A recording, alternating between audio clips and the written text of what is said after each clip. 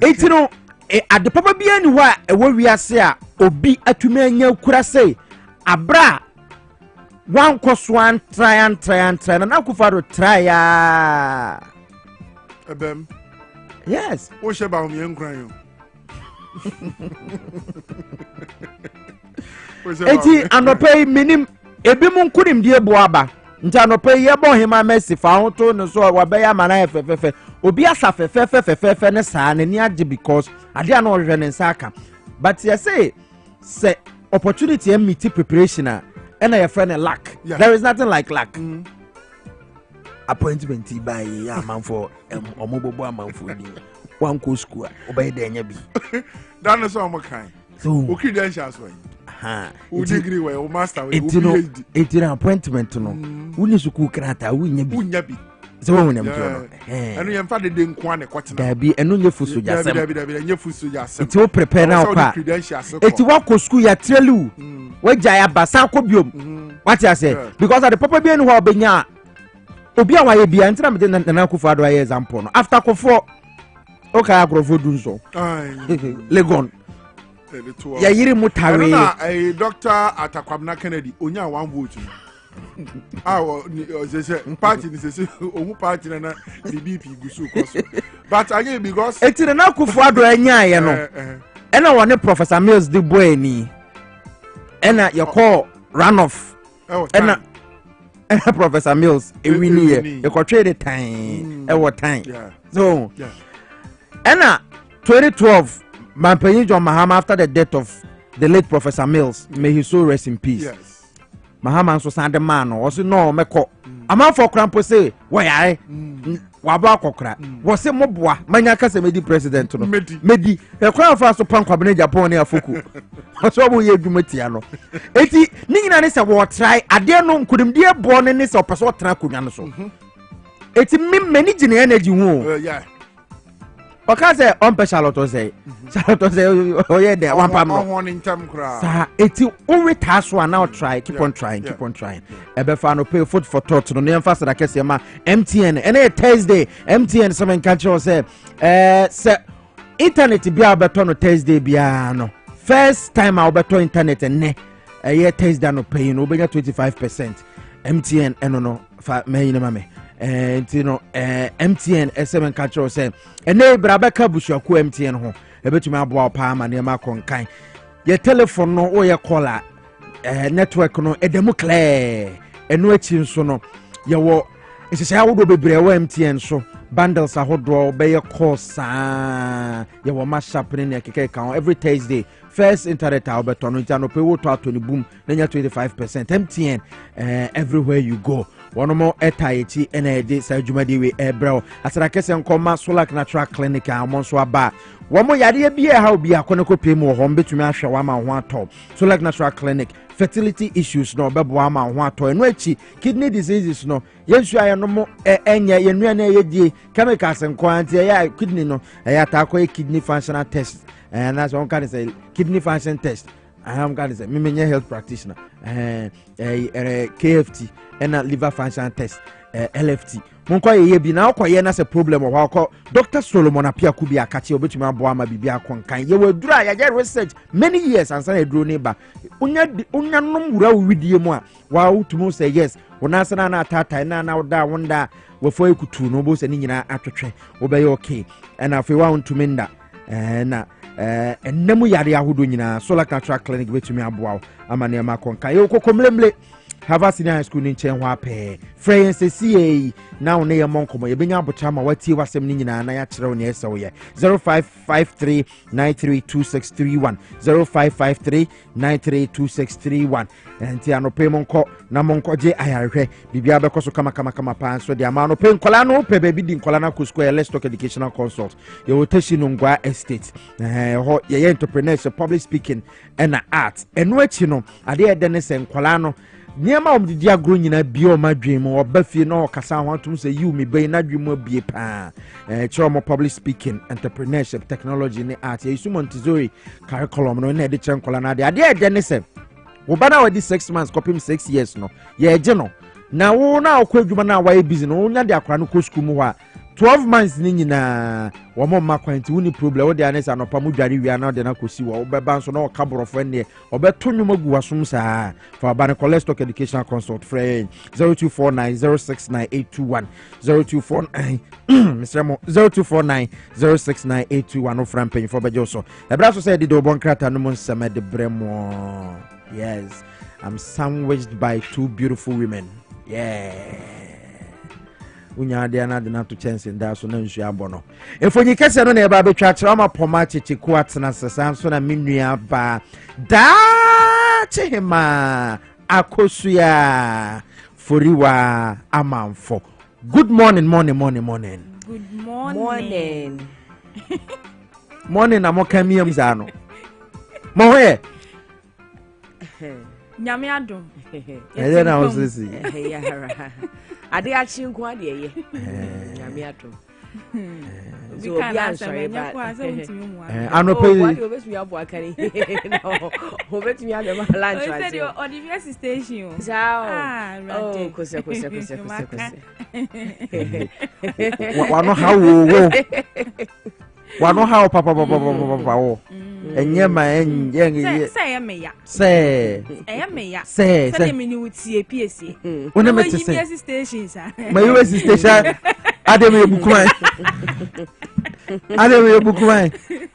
Enya fine, enya ade sa. Wi ase ayetie, enya ade sa. Na wate ase. Ene da ben. Wow. Ene da ben. Ene ya woda. Okay. Kwesi da frame. So kwesi da ne krada. So wate. Wo ya ama. Ya do ye ho aye ni achi. When na mpesa wo kan fast no. Wate ase. Me see you. Wo ho pa. Wo mkukum. Ensure chire kra. Ache. Ni panyo. Daji ba. Oh no na oto bom so bon week we o sorted do. So. Ni panye. Ano pen krata na ba minim sa Ablekumanov eni na emu bebre. Abato ne ochena nyame ya adoma no pasa biri na jedem gidigidi a mehu se nra Malik Basintali CEO Emma Youth Employment Agency YE ne 5k men ne 3k women no odom ko pie mu wayi Ablekumanov ne moto kana me yamhihimi o me say Malik nya butre o chese wo mudi wo ma mahu ato MPP for so na sita momodia MPP for na nkasa na Mustafa Gbande say they are not competitors in the election, they are just participants. Hey, emre ye ninka so.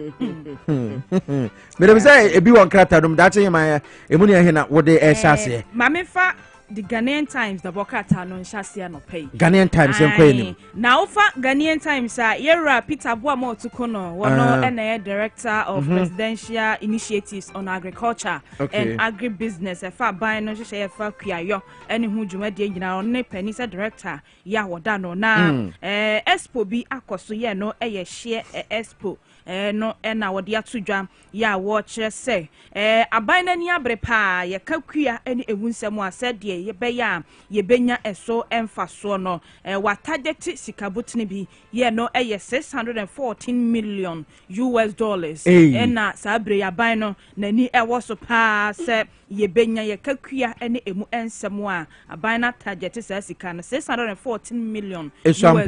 Woni mdenja make say so no se share no eno na ye dua na wo mode ye nkuto no nku amode ye mutirimu yi ye mosra bia no ebi wom ohu na eno nso ena okọ ewiase afa na baabi ade ba ko aye topa yi lubricant entino so ni lubricant mini lubricant ka lubricant na de hebi me de makama se lubricant se guma wodo uchi ma no achi ka de amje de shebata ne nipa de no tichire mu ye na ka sha lubricant eno no ewiase afa na baabia afi bia mu no the way ye to sa ne ma no ni nyina onim se sa nkuto ye tumi ya chese se ye na nkuto no te se ne badwa so aye twitwa ne te se cake no ye de kwa amanone keke na ye kwa akoton asika o my Ghana benya no eti anya me nwanwa se otoku no mo wo mo ahwe data na so ahunu se sa nku no se wo mo yire o mo ho na se okosirim na yankotwitwa ye se nnua na ngu amfa nhye bidia na say boa nkuto no dɔɔso bebre a ye be kra bia kwa broche ti aban no so de nani ahwe ho because ho ene ye dua sa nnua na eheye nti I'm not surprised mepe figures in there ba enye easy o easy amount for to lubricant Europe for hey nti eden nka Ghana kwa nka onya nkuto ni bi kra mpo nto na ade afa otiri nti I think say yankoye ni yo na oba benkum so ho no a e wo Ghanaian Times the broadcast animu a ode wasofo ye ohwe ya pomuden so worumonyamfo kwabna minta kando emfoni ababeto hodom na wokyese ye ka enura hodo bi etoda eye be piepie omai emu a eno no kyese ye nom eko ye mu a emfa ekwan papa so no a etoda ya na ehadwene pa ebinum enam kwan bone so a wodi enuro ho dwa ewo mai emu senka bia wodi beba mpanifo akache se ye FDO se Ghana Standard Authority se hwan yo na wo mu ahwehwe mu agye atum no ubehu ana badwaman so na ye ton na eni amafo ato aguso to sa na okyese sa nuro ni nyina no wa hyese sempanifo ensa esumu a wo se wo hwe na wo sei ni nyina esan se toda ya na enuro ni bi wo hodom a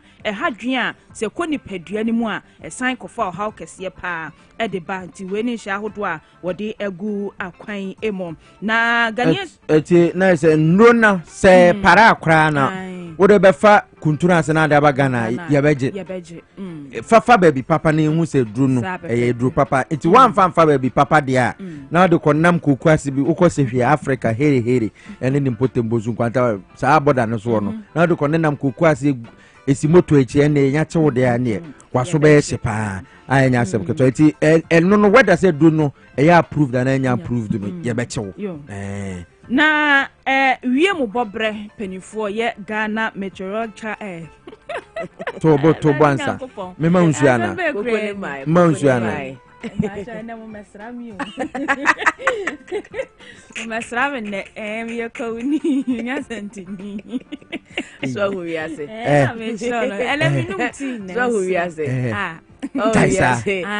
wi ase Daniel Cheche no baby odi e kofa wa hwe we wan ka meteorolo ene de e ho de nke do be ya adwen se wo ko ekuro ba we de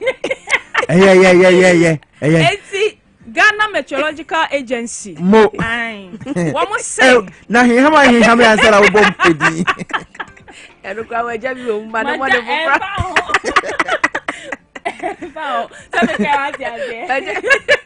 Ghana Meteorological Agency. Ghana Meteorological Agency no ana wakano.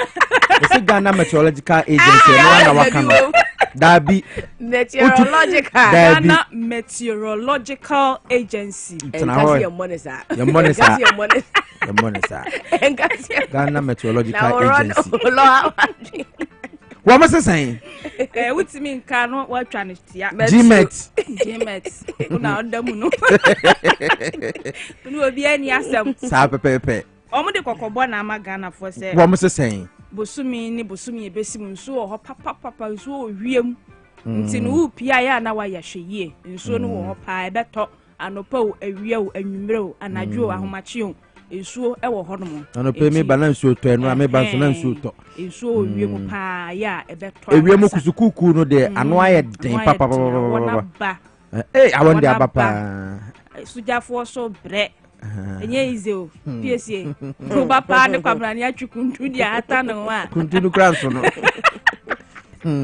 enye ize o next year nyame boa match ending ni April de o mo mbe wo ne do so me my calculation na to efa awo na aba no sa Ghana for the ye ni magro di o eti match ending e kopim April de omo ombe wo mu nyina omo ye awoma the next year won se obi awo match middle of match e ko April mu wa awo birimu a yes me the Ghanaian Times next usuro eti mo ya na mu di mpam agro no so won pese obewo a you know what to do say awo ne de wa anya yi a wa ovulate a ana meboa oba no wo ovulate a na oni be ma hia And of course secondary school yes science one. Oh yes me science yes ovulation anya dwuma na woni be ma ni hia na ovulate ya woni ni hia kra nya de bibia. Hey the way I see different dey. Oh da bi se me kirem Fundamentals. Oh da bi nya ne sa. Yo anope free education ye dey amamba no. A man so ovulate ya na. Ba hye so say sperms dey so timi tina ho 5 days. Nti be na na ovulate ya o china be ovulate And then it said you ho 5 days ka unu say nra o ye na ovulate and your match babies and April babies next year ni bo mo ye store born papa papa nye easy na say me cry na me free you refuge ho sister okay we on top of the education sister allow fire come this is backlog baby oh it's backlog ro ai and never ma when so aye and then school fees boarding they say we the school fees in kwana that person so boarding pa if you obetua pa nya say and if you say yet so na ma me fa the overseer the bokrata me fa to so anopay the bokrata ye nim and na o che say Mampedi John Dramani Mahama ne bohye ya wo hye no wadi suye kase wa nominate Suparu ene enipa miensa ese omo deputy minister se koka ho a na ese yenya asoafo aduosia no a Ghana mampedi ka so obepawo ene wo mu edi dwuma no nti eno eho asema no pedo overseer wodi emunchemu be wodi Honorable Suparu Marashe Bedweni was Sesala West I'm sure yes Sesala West or East on elko this am George Etiwon and I Sikado MP Professor Dr. Grace Ayensu Dankwa and the memetna ha kra predicted deputy designate and afi wo Ira George James Jachi Question ono so your foreign affairs minister deputy and ye wo Afotofe Docas ono so your transport minister ono ye for minister ne man for life why Afotofe no deputy minister transport minister for life to send us John ye ni no I didn't hear some penasem and open asem keke ntia me hu na na mani age nti oh fine mampanyi jo ma we de ye fa man for life deputy minister no ene MP ni nyina mo bia nkopere Afotofe minister for life enti Piesie ho asem wo de obokrata yi mo na de obokrata akroye mo no wo kire se NDC to sack party executives in government mfonyi be na guso mfoni a wo de aba wo de Ira George of Opariado de mfoni de ha wo de minister for youth Sameja mfoni de ha good board wo de ano Malik Basintali mfoni enwo de ase na de bi odi he nyo no odi ane ye Jama Kone one ye secretary man Eastern region NDC and mfoni ewo ha or deputy MD ewo Cocoa marketing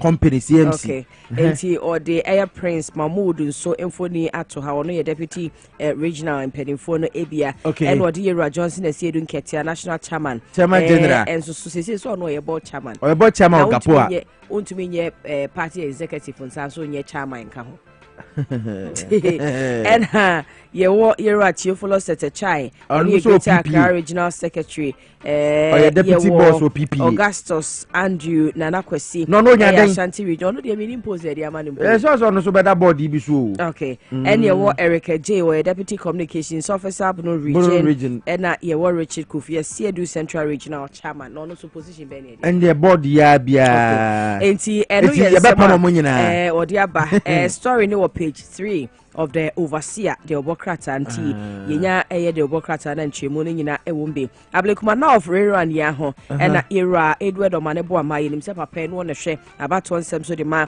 NDC amanyoku ansa na yede ne eko ministry of defense no say yenyina ye nsore na yemwa na electoral commission no awabubuo no yenyina yemwa na yemfix ne bi na wonye yi ho asem wa ha Ghana for mo sorry yo na ye munti na EC ya be ko no for sa no Ira Ken Thompson so ne wokoche ADB board aye inaugurate wo monte ho asem so e wa ha na Piesie wo de asem ba ko bi atosoro ha o se Ghana yan support LGBTQI+ rights enti saa UN ade no a e ba ya yesi Ghana ya abstain ni ya twe ho afiri saa bato no ni ade no yero ku jeto abla ka wode ncheche mu aba wo se enye LGBT right ho aba ne yekoto ye ene bia wo mo twe wo mo ho gina nche enye ne saa no ba ade anko mo position no o be seti ne clear say wo mo de wo mo nso so saa ne ma no eso nti enchemu e wo ho no minority for no say wo be bisa question of parliament e dia fa no na meti ono aba ku jeto abla ka wo kire me say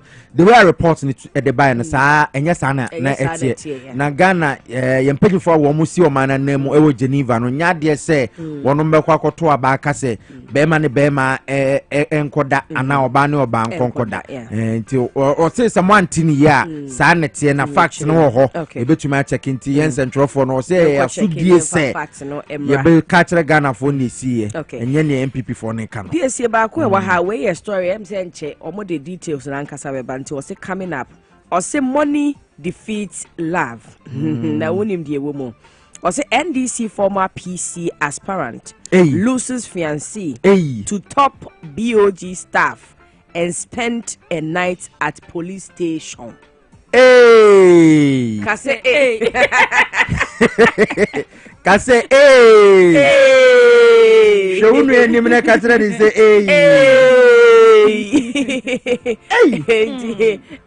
NDC obi yesa wo kwakopre former PC aspirant we losing the fiancé na kodo nkua wone ne tie wo hwe se obetuma ware no no obi ahwemu no na di pa kronso ye adwuma Bank of Ghana I'm so a penny pa kakra wode ho bioji so kakra ho scatter ho tefu on the one fresh note emono nko Ablekuma constituencies no dodo zen Ablekuma constituencies no you Ablekuma Central, you Ablekuma West, you Ablekuma North, Ablekuma 3 Ablekuma North North no ye ma amienu nti e honka ho okay North and I hear you your buy your boyfriend no so nya possible eti akamienu aka Central West and West no West no say MP no as ono this one set West no na ye ayi ho no Reverend Kwekwado ho na enti na aka Central no na ho ane wo ho media me mo bi o na bi sami Ablekuma Central seat o me bisa Ablekuma no ye wododo sen oh ye wo miensa okay ade tira na fresh la jagbeli esla ai tana fresh sa media me tete this one is the time was as you Mamma fa the dispatch Democrat na ye de eto so na Ablekuma North I want na ye be eno na make no Ablekuma North asa bo kire kwato aba na ye kwato aba na maame akuoso afiri hie na application de koda in high court no nra to dwa se court no abogu ba bi kra court ne ne fefe se nitira na no pe na me bo obeya ama na ye fefe obeya ama na ye fefe obeya ama na ye court na ya ama na ye fefe court ne say ye di kan abua dada say Ghana ha institutions there independent says Raj abato commission judiciary ni sa nkrofo na omo de omo ho no sa institutions no nya de SS omo take decision a court be interfere ti no da ho dada na judge no echemti we ye ne ekuafriye mo de call ye say anka yem force eson to abato no so no na ya abato agu say abato no betumi akoso but other ones no so wo ho a court no be transfer ahwe eno so be kwa bibie wo ho ye nya shade timpo enti Piesie ma yento aso na obase ha e wo the dispatch the broadcaster no emu a Ghana National Fire Service na wo de abeto dwa wo chese bosumi nsia penie ye sha afi ase no free January ya bepem ye June bosumi emu anasempo June July say ye wo July mo enti bepem June bosumi no emu ye no ye bosumi ensia no eja hyehyia akoso e wo mem no dodo a wo mu etimi a record de abeka wo mu nsa no eno ye 3595 ye no ye fire outbreaks akoso be bosumi nsia penie na enipa makomaku edunsia na afa mu eto nananom ewo ensie do 16 anode ena emu oha eni do 110 enso efa mu eprepraye ewo miamia hodo ija hihye bia akoso ewo mem bosumi nsia peni o 3595 fire cases akoso ebi e car ebi amanfo fie onim say amanfo bi wo ho wono madwen omo say car pe ena say wo the fire extinguisher tum say wo the fire extinguisher ni bi tu fie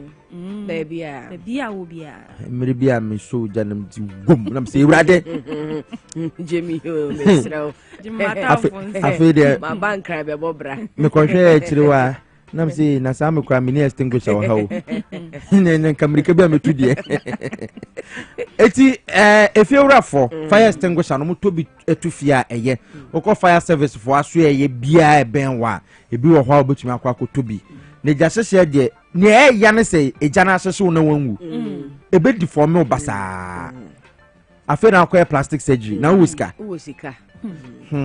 eti mama yen share nso nya car mu pen de fire extinguisher eto na mo so am use car na fire extinguisher nim no nso no eno nso no monkoto bi ne bo onye den you say prevention is better than cure yapon yapon chronicle de wode o se na no wadi do me na ne ase yakum obi etwa ne ho akwa akoton ama akonfo bi ne nkrofo bi 7000 ene wa hyeda o se we wafa no details how our mo executive plan no ene ade ni nyina nti wo onya chronicle bi wo na bailiff bi so ne agele ne 4 years eso akofo judge bi signature nti ni nyina wo the chronicle de bokrata ti afena chronicle anya details no about we no say a police for no na meka no me say call bia obeye bia no say aban pese wotie obetumeti eti wudi bone na afra na fa kan ne bra fatuo ne bra obo sa wonnam ho saa na police for ka atwa na ya chewote because IGP amasa kwan ne se wo monye sa adwuma no IGP COP Christian Tete Yohunu say mampanyi kura man extension okay retirement kura because yahu IGP for na yahu IGP for obo adwuma enti no say wudi bone a enhwewachi na ohwewachi kura still ye beche ye mfansi meda say ama poma checheku na fe eye dache hima akotua foriwa amanfo ode me ba se ho ye be kan ase mewi don't worry ablekoma nof no ye be ko ho dansoma runabout there na si wo ho ye be ba sports for na trase ma yenye de nye kotu befu ani sa asemo away be ma manfo hye kotu fi ha pa o fandi atenase a wode agudi monsem de eba mamen kafo eya mensa ka promo no anope obetuma atwa bi sama ka tro say August 1 1st August ya tenase a na yababe atalele so fata kotu ya chet de kopa amafo mensa ka promo no MTN ni telesel for na obetuma atwa bi wo momo e wo so a obo star 274 hash na was selected option 2 which is power jackpot on the 1st of August ye baba be mega draw ofi ha mimi ginambi mi mama phone this kare nyame na no ye che fridge any food processor sisi ano aka na kakre bi be say 20 days echi na ye baba ye draw no ti twagum sisi e ticket ba ko bia 10 cedi star 274 hash na what choose to option 2 power jackpot ticket ba ko bia 10 Ghana cedis twani bebre na de yiwani saada no duru wa ye hwili ade no na krr na hunu screen so a epeke na mape obetuma di 10,000 Ghana cedis 100 million etumi top plot ewo baby so obetuma di start bibi na so aka se mensa ka promo na obo star 274 hash no na also di enti no use MTN na telesela na obetuma atwa bi kan hunu se enhyehyeye ebata ho a ye wo NL Caritas platform no eso undi 18 years a wontumi entwa bi Kodo for so fan de atrase egudie mo nsem ye de bremo Thomas Pata sem na kwa kosi sen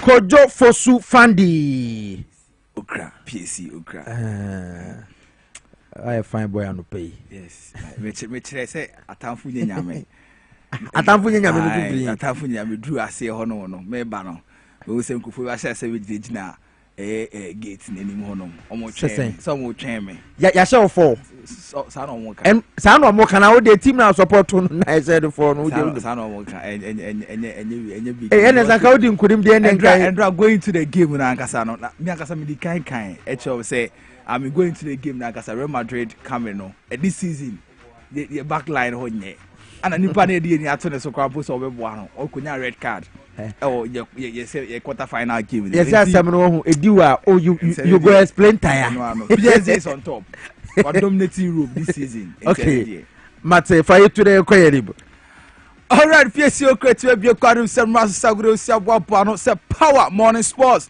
ye hwe ye ntimi emfa so el Dwabo chumedie says the power 97.9 FM TV XYZ and so o share the kawaka someone endorse mo ne dika ne tie no ene be kama so wetimi atene ne beberem el Kumase wa yara sports to the hall and say sports minister facility to no wakwakodura ode ho se kakra ere atoja ya ombofo ankra ene say boss ono so akasa kakra ere afa Accra has a folk from 24 and in some about Bontia with Cheche Dintia Omuchom a free Nigeria tournament now come Boni and Hunsem Emma El show so now it's a transfer window on air cost and drag out copy of India.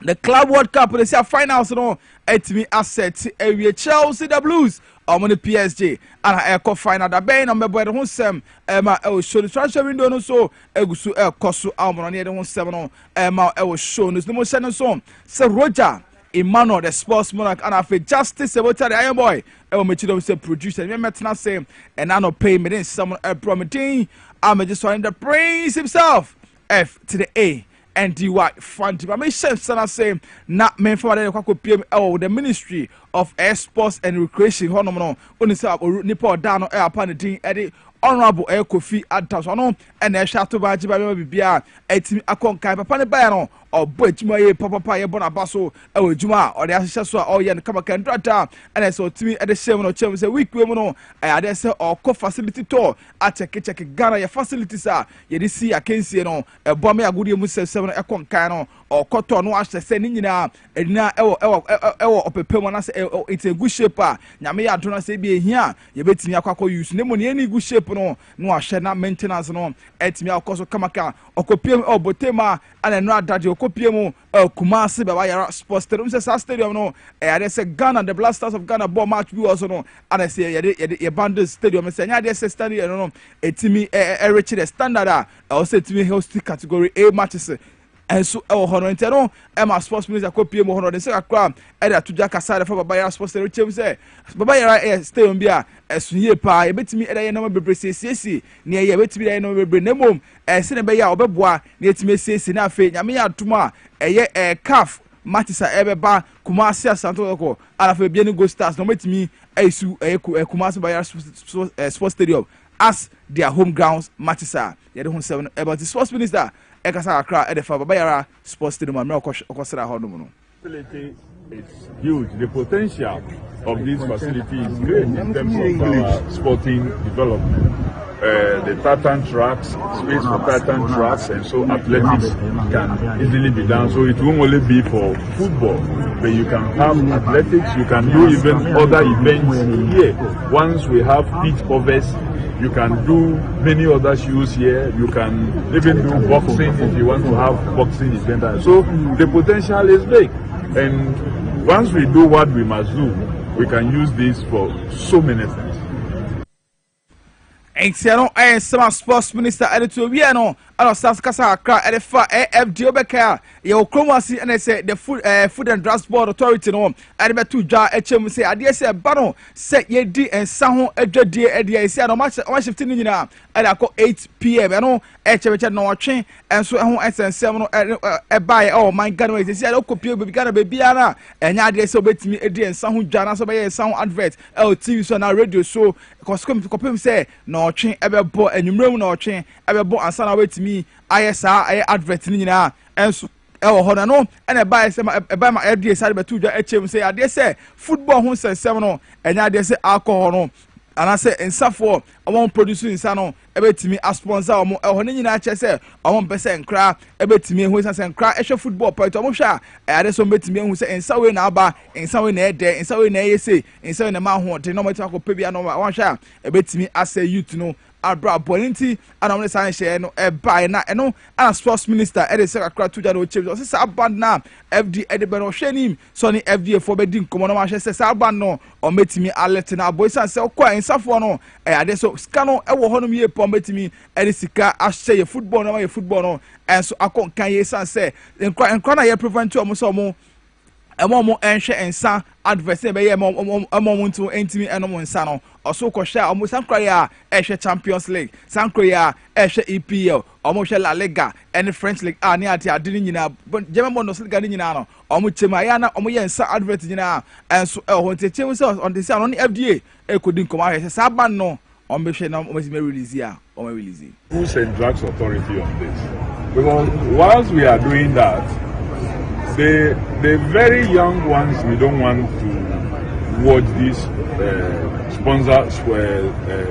alcoholic beverages being advertised during sporting activities or show, are watching DSTV that shows all kinds of alcoholic beverages that are sponsoring the UEFA leagues and what have you. So we are looking at it to see how we can really resolve that issue, because you remember Guinness used to be a big sponsor for Black Stars in the past, and it was helping. Today we don't have any big sponsor that sponsor our sports. Yes, Malta Guinness did the women's Premier League, but how much is it?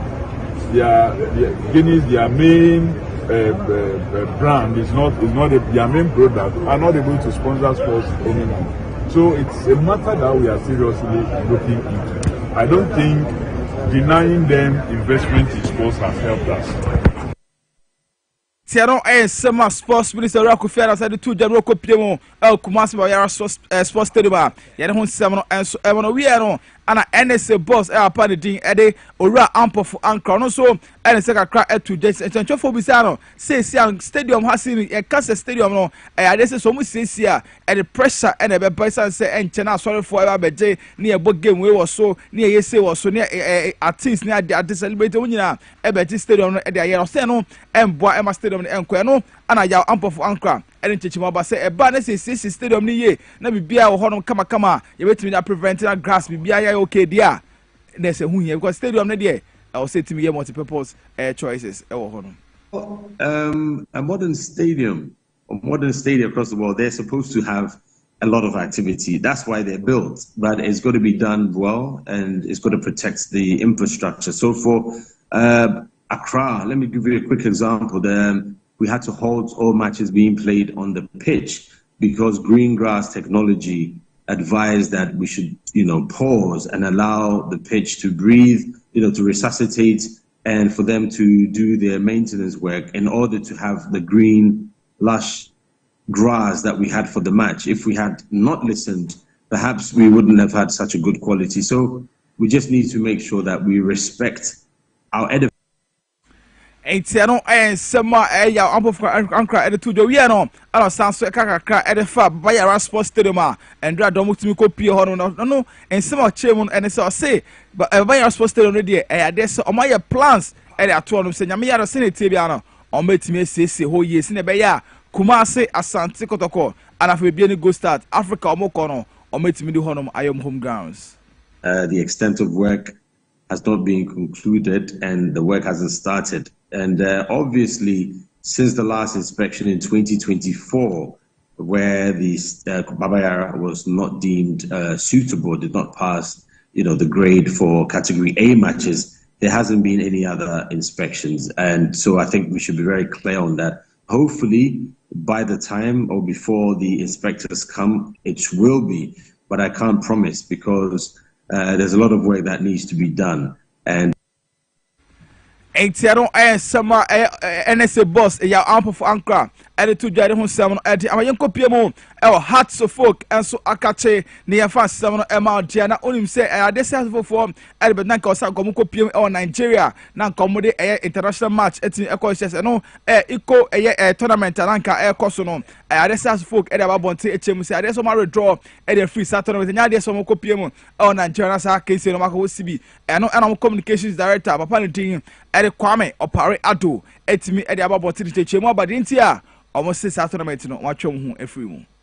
We needed to ensure that the decision may be taken will be beneficial to the team going forward.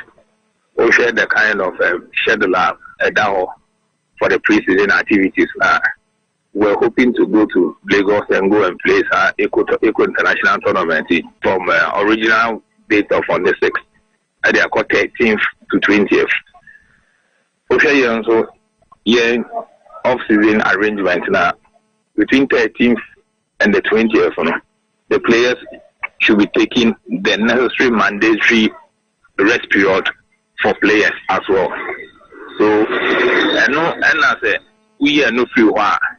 Then when they get back, they'll be able to prepare very well in the preseason, so that the other assignments and the top 4, the Homework Cup and the Democratic Cup will be able to go through it very well. One is on here, the team or the players will not have any time at all to rest, and they will go into next football season with the same fatigue or the end the previous season, which will not be good for the benefits of the players and for.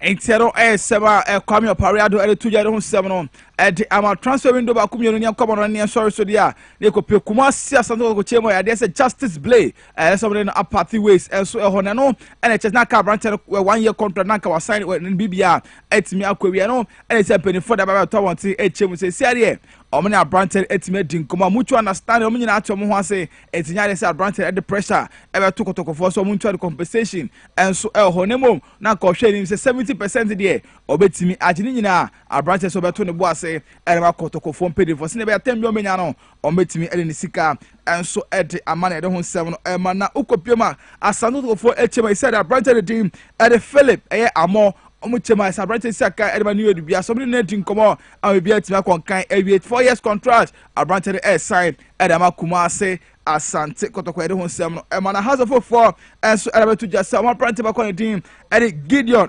Asante Gideon Asante yeboa omuchema abrante no omne na party ways enso ho na fe kunadu yi atom so omne ni din ko sese ne tebia no kunadu yi atom ebetimi asane contract for kwa enso edema house of 4 yede ho nsem no enso amno ne tew na yen sorry so ediana ukopiema endrata and I said the Club World Cup semi-finals. Second one, etimi ekosa no PSG and Real Madrid and etimi ebo wi ase no na PSG etimi a Real Madrid a couple 9 emomo etimi ensim allocation finals no etimi asset e Chelsea the Blues omo ne PSG ana ebonyame na Sante ana sa match no and so Barcelona Dembele this season no and 35 goals and waiting machine draw otimi she goal e ma PSG etimi ekomaniman yere ho nsem ma na Xavi Alonso e be tudwa Chelsea conference for ebisance identity and when you see Rodrigo and for Mogero Chelsea I say a tactical decision enti no afọ na mo yen the future enti no to na Real Madrid there and say Rodrigo omu hia ne yepa and so na after say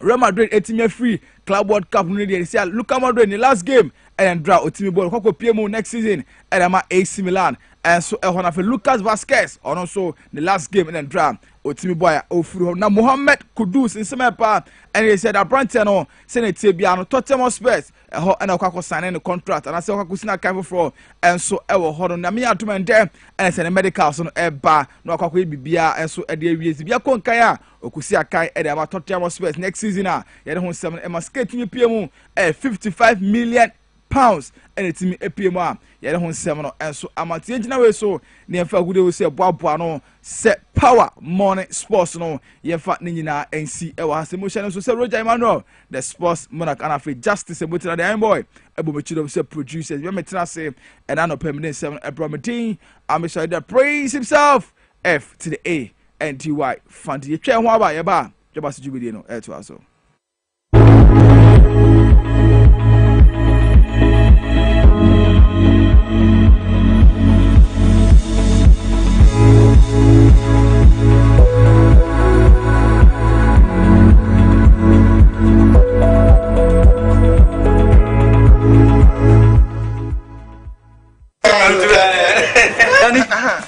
Mesi menana no aguru basa abi bragro tibedo imle no na ma premaye hojo. As for me, I take very good care of my grandkids. Ye dear grow. Na yes, sir. Edrum rebi krana. Me bano ti me de omo be gumi so weekend no. Hey, mumle. Memre. I don't think I'm catch you say. Ya no medi garlic capsules. Poso na ebesi so kama. As I stand here, my doctor said my whole system has improved very well. Medi garlic capsules. Yes, Medi garlic capsules. Medimosis garlic capsules. What mamoja di nipadua ni mu efrusani ye na esiesie oba ne barima mahona hoden. Ubenya edoi bi ato omanyi mu pharmacy stores frɛ wo 050-349-4885. Edoi enya mamofra enye ndi mfie dumienu. Apemfo ene emma emanofo. Medimosis wunni how FDA ajidwe di nkra tuyi atu. Adolfo yetieto bibia emobibia kwabaso nkokra. Abusia yare ben na ehawo yare ben na ye kwankora wo de chinchina wunya anuye ende tibrey na me come for Lion Age Clinic Ghana emfama ahankwa na abepiem a ye de bibidro esaw yare ema wunya nsunsunsanso bani bia abusia se yarefo ebepiem e wa Lion Age Clinic Ghana Dr. Biodo amobrase ni ahofama sonkokra na hwe yarefo no ema ne hoto no abusia se uba bepiem wa haseya yesa Namia to say syphilis, gonorrhea, candidiasis, Jalipo do not see a friend of Haitano. Ye a company a room ever has say. Abusia, we are Bema, who was in any more, wouldn't see me why do my any more careful now. Lion Age Clinic Zebra, not a baby grow among you now, Naso Sebe Mama Pa. So also saw your bar, and that's how I reform, who babu yebi. Much now bread, Rabbi Piano, our Lion Age Clinic Ghana, now the table first soon, I will fear. I don't follow motion me, Mosun for Cofinti. A breaker crane me yare, Anna Medaho. Madame Fudiban in Chen, me introduce Lion Age Clinic Ghana, mammy. Then the 2 on a mono, the coy and the motion, a moment me do, and let me want to me to wow, me out, the leaders was. Me can follow ni kwenye Ghana mouse usu tuana mobra na bunya wayarisa. Assalamu alaikum. Nazo nan ga asibiti ne amma ciwon da nazo da shi na ga an treat na samu sauki.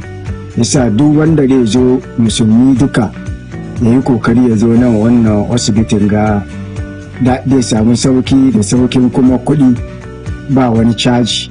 Insha Allah da samu sauki. Hello everyone, my name is Dr. Maxwell Aziz Mensah.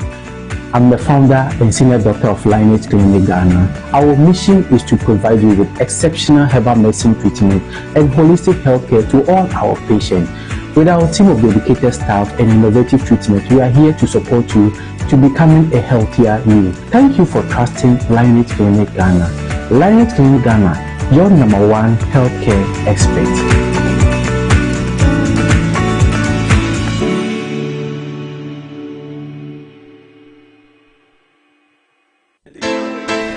Ntitiasie no me ne kunu eware wo odo ene asumdue kwan so ya wawe na chi no me ne kwachu ba hotel pop pebi say ye besepe.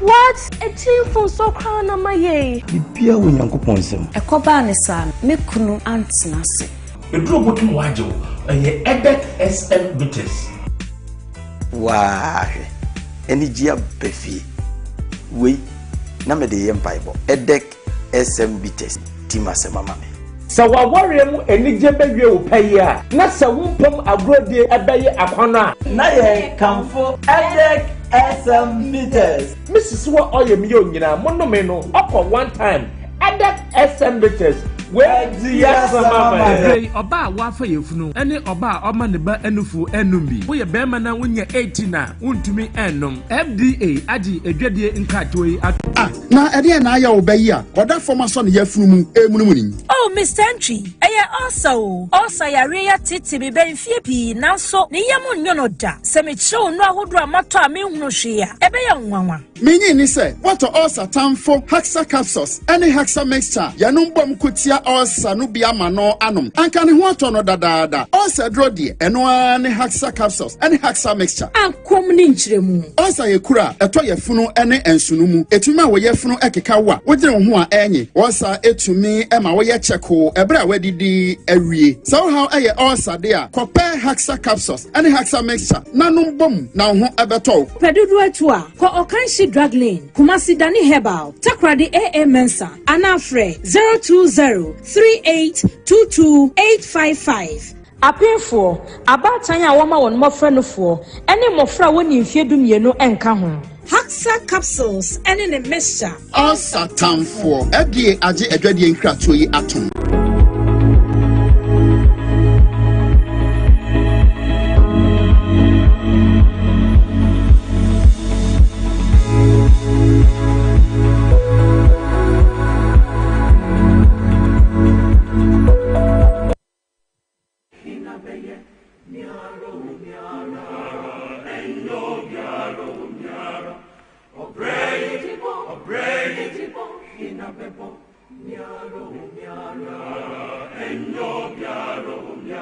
Power FM.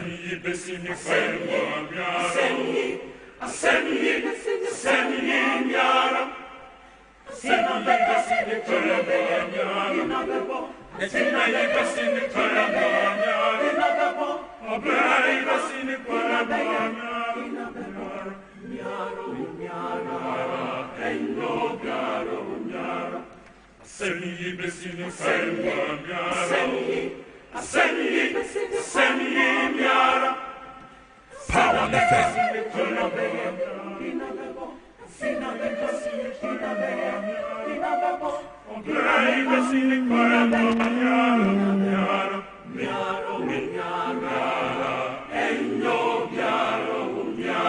Seven 29 anope ewo Dwabo Ase dwumadie so ya woda no pa ya tra se de oman emunsem ede ba be so mo na yama wakwa abade abadwabo Ase dwumadie no so afa na de wa fidi ato TV XYZ yeda se yama chenso ema wakwa aba afa na otie so live o power 97.9 so a yeda se sa no pay wudi wa fidi ato ha etena eye abato a Electoral Commission EC eye rerun ewo Ablekumanov rerun na ye ni nyina ne se to abawie ye yetumi declare se obi a ne dindi Herbal ben na awinie ewo ho basa yesi afa wie ye hu pick sheet ni bi ni ade nti abato commission antumi authenticate some of the polling stations abato results na by na nam so 6 months ni we put 7 months because from December 8th to July 7th there's 8 months I don't know about our commission so oyebi akwaba antwe ma me akwaba meba urem go ensem no e ba sei no a na e wo se ye pagya guso na ye hye no na trimu poboni bi edi echi Piesie timira eti asem no ba no na abato commission ka say wo mo ba rerun initially the EC was against that rerun ka say so one bay bibi sa dey be na 3 polling stations na there ba omo results na hodo no wo mo ntumi enya because pink sheet ebedi adanse bebre say abato ya ye to no wo eye kwesiana ntatwe polling station yi ebia yenya say NDC for pink sheet dey MPP for the ni nyina epe na say ye nyina ya tum say sa pepepe ne sie no antumi amane sante nam so ma EC boss Mazari kotana parliament okoka say nya de bibi sa be koso no afa de deputy director in charge of operations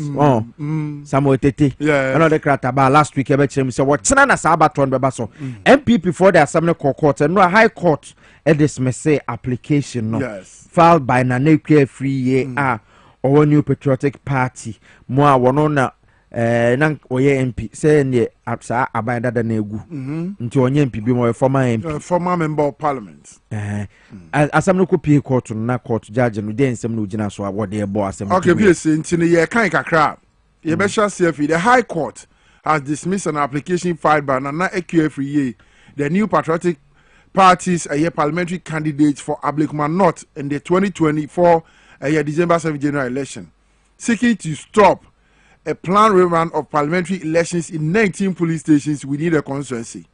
The rerun scheduled for July 11, 2025 is part of the Electoral Commission's effort to conclude the disputed December 7, 2024 parliamentary election results in the constituency. Okay. Justice Ali Baba Abature. Okay, so delivering the ruling, Justice Ali Baba Abature described the application for an interim injunction as an unmeritorious. Na say ninyina so bia. I say nipa ujina ho na woni na dia so. Stating that the balance of convenience lies in allowing the Electoral Commission to fulfill its constitutional obligation to ensure the people of Ablekuma are duly represented in Parliament. Okay, it's in the court in the so no. Not just a court to say about commission ewo where kwante kura ye mremuno yamano ho kwan se wono NS or rane ya bato ho senseme wo omayi mu ha eti Ablekuma North fo ni mrahye bedwa fi ni eti ewo mrahye bedwa fi ho nti ebe ya ewo se oye sari rano se ne be ye beto yie na aboa ma bato commission no enso atumi akonti legal team no MPP for the court no lawyer Gary ni mako ena na wodi anima wono ekache court ne say wo hwe ruling na EC acknowledge say 3 polling station results ena na yenyan quality ye. And that was on the 27th of January 2025 and kebeya yen konko quality no no say abato commission kwane this to me ma say to me ekase abano se na esikwa ne yen sankoto biem because wono na emra na hye ne say court no release say argument no outweigh constitutional imperative for the EC to take necessary steps to complete the electoral process and safeguard the democratic rights of the constituents of Ablekuma North because say ye kase ye kona ye ba sana es Ablekuma North for no it was a woman representation our parliament and for that reason 6 months. Yes, 6 months. They have been denied for 6 months without having a representative in the Parliament House of Ghana. Piesie they make an say what you say. Now, obi baby say e dey ntina the MPP court now. Because any senkomo ko e obvious on belusu. The Electoral Commission say only original copies of the pink sheet are MPP for one is scanned copies. The Electoral Commission ni NDC amanyoku a womoni omo press almost ni sa results no.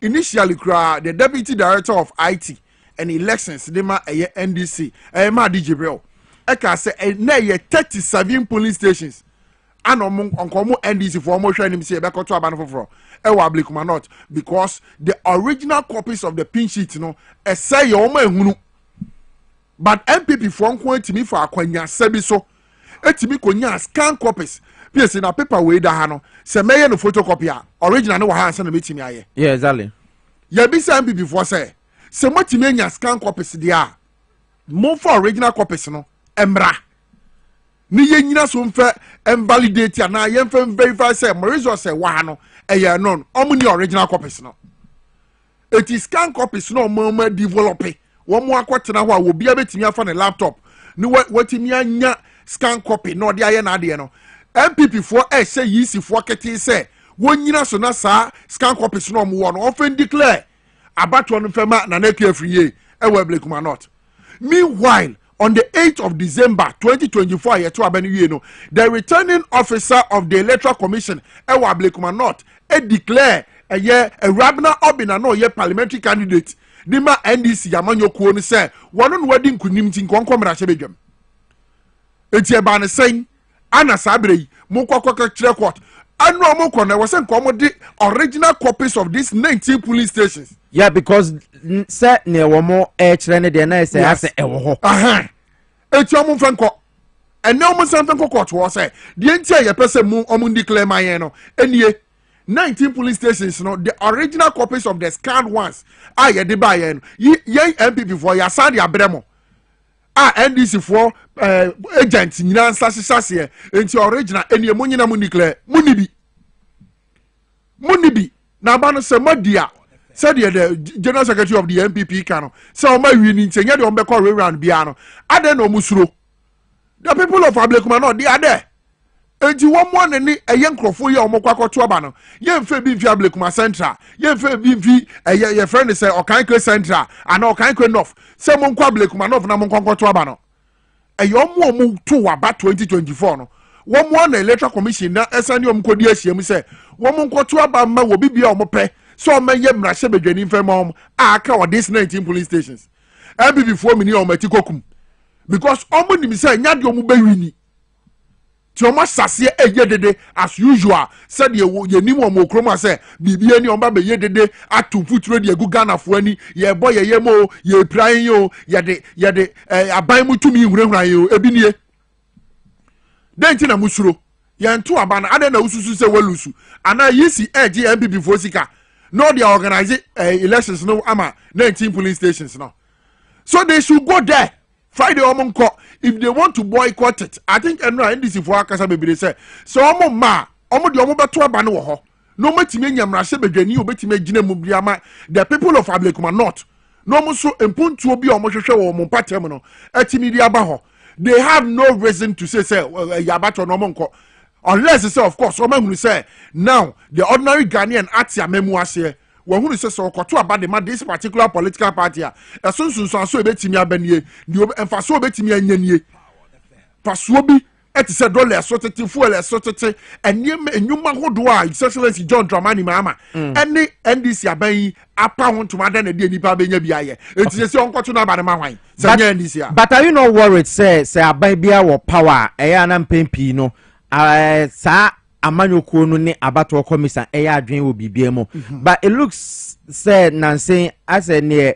NDC for chairman Esedun Ketiaka say abato commission when penyifo no they are not fit for purpose no looks like MPP so I can be which means that this is the time as a opposition and NDC for and so adwen ekoben kroma yenkwa o mane so ye ne Gary Nimakon en kasa o ye lawyer ni mapa a wono ye director of legal affairs said the ma NPP lawyer so temen kan no pay ya me ma chema kwaba e de Dwabo Ase Jumedi so live on TVXYZ and Power 97.9 FM yeah me go so dey say yanko panda roma ye ho ye enra mo ko na hold on Power FM gentleman no be na obo no mo friend say oja adwuma na mo friend no Kazongo whatever oja adwuma no me ni mo be your friend Kasongo akra go fit da ko na ya ta friend Kasongo I don't know there's a guy there and I'm saying I don't know what is your network there na o shebata karibi sa minimum kwa kan ho asem de ba anyway okay yankoso okay na salo ya se bibia aboko de kaka won so nyame adom ye ho eno a moko court na asemi akwakoye te se judge ehwe mo nsem no wose mo nsem na mo de aba ne unmeritorious eni enyina so bia ewo ho mo so mo si mo wonyina so nti mo be prove ni sen yo Martin I'm chef for nyina ya jo so the court there what you ruling no so based on law and amwa exactly ruling no what the procure be and me bia now WhatsApp number me for the amount what I say whether the judge cited one single law in the ruling na crowd who the chombia now the judge say we share adena ekoso in terms of asema de kwada court na we nyina so be the court nyina so no say electoral commission since a high court here order so January no we are very consistent so adena wa quality akamyensa so we nyina mo ya aware or parliament kra no na sia no Dr. Bosma Asare and the oath like I say akamiensa January omo press release omo say akamiensa June omo say akamiensa so what you say when you are a public officer Now your public to be now. What if you put at the back of your mind, let's say, there's a day for accountability. There will be a accountable because a public man now here. And you said you are your personal job in a drop now here. Oh, your public work there. There will be a no account for it. So what you say? Matthias, so when you keep on saying, say, I come here, son. Now say, what's turning around? Say, I feel like I'm 19. How do you reconcile the Mensano to the 19? These are questions which I think are legitimate questions. People should be directing this question to the Electoral Commission and its officers. So what I say, and see, if you have all these pieces of exhibits before a court of law, it's worth examining. Say, how can you one body say, come here, sir? I are yet to be collated. They have security to go and collate them. Now, such a letter, I come here, sir. If you have security to go and collate them, the intelligence say, a form and yet into a part into Cobbessy. Parliament, I come here, sir. He has security, parliamentarian way, then if you go collate it. Then all of a sudden, we see a car 19. If you go away, run. Now, me free say, Moko, IPAC meeting, and one muchre to say, Echremo Nintia, Aquaco Banessa. Say, and Tessa to send ye tea and na to sing. You tell me, say, okay, later, which the man, MPP political party now. Almost church, almost international here, almost a movie, some corporate reverend. Then you have no phone from the it's also a for more public election regulation 2020 CI 127. A little public education. So, we don't for me, I say, I'm saying, who come in what if we now will be educated on the way forward? This is a bar never can be here without any basis. What was the intro then? Public election regulation. Public CI 127. CI 127. Okay. They don't come back cry. Now, John show the bra. Now, the questions can take the Electoral Commission for now. For more Brano. You ask them questions. You ask them questions. Who be for the two of CI 127. Now, if I take the much out, what you for? Madaroma. CI 127. Maybe Enyambi Enuna Nana Kweku Dio okay. Me document no ha ba we nye EC4 there no e obi e na a publish e wa ha Public Elections Regulations 2020 CI 127 also eno na election law e be regulated the conduct of presidential and parliamentary elections in Ghana until it is revoked with the introduction of amended and new provisions. Says now go to when you for the two of the law now will be in for the two. Regulation for the two. Okay. Me who 42 no have since it is being reported. I was the same one. Was for the two. And we had the full on. That be any full one and I think that we aspects are reported. Don't worry. Let me just educate you on this. So I don't waste your time too much. All right. For the two on now. I bet you say, okay, parliamentary elections. Let's say a tie means there's a tie. It's a tie between two candidates. Okay. Here we are. We in a 10 year, you know. We say, Miliaba Rabna Oba will not be 100. I mean, 100. Okay. Just say a pie. See, there's no winner. The winner. It's no. I was say it's a good for. It's a basata. I was say we said no. I certify that fact in a rich. No, we don't notify the penny for head office. Now we didn't get this no. Now the penny for no. I shall organize another election for the people who are more tired, you know. It was more tired, you know. I'm going another election start. You be that a no on either. I win it. The only time EC can rerun parliamentary elections is when there's a tie. The only time they can rerun elections, parliamentary elections, when there's a tie. In this case, there is no tie. There's no tie. How do they rerun an election when there's no tie?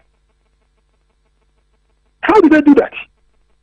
Because there's a tie, then you must certify the fact of a tie, Lawyer, now, is it not a fact, say, yet two abano, pink sis nibia Easy Okrah, any sa adansidena, woman to major so, de aquaco declare de amobi. You see, are we not saying, sir?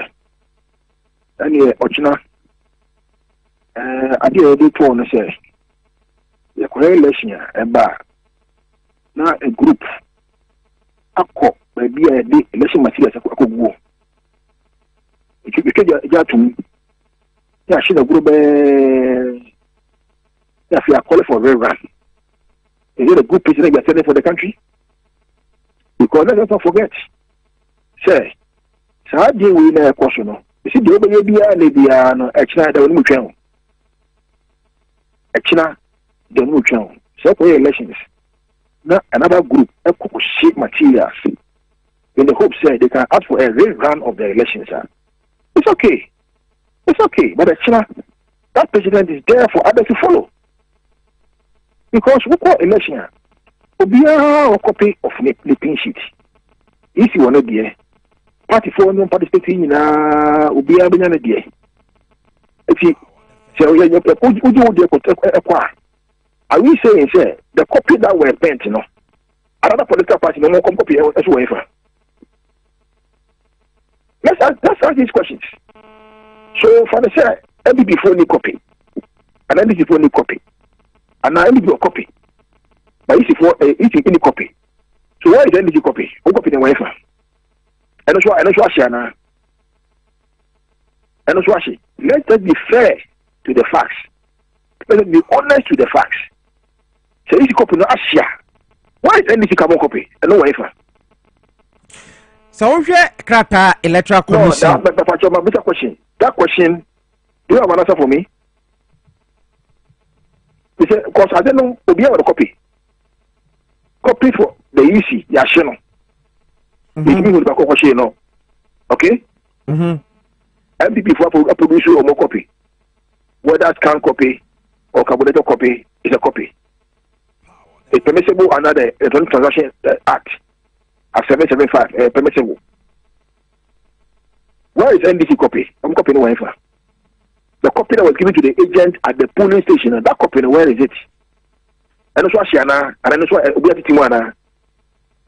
Na someone amode asami ko kotinti na obi bebi sasenka mu kura mo Arsenal sa anu odin a mo betumi e de akwako gina court. Court no they no has nothing to do with the pin sheet copy. No. Dabi na someone say rerun na abato commission ye no e na mo mpese ebekoso because mu free say aka 3 polling stations. But abato commission krata wo de babo until the 2nd of July. You would Samuel Tetensa Shasia Naka say it is important for the public to understand that the issue in contention has to do with the fact that 37 pink sheets provided by the MPP and used to collate the results were scanned copies. Scanned copies, no original, no ewahe. I'm sure interview now. You are not being fair to your audience.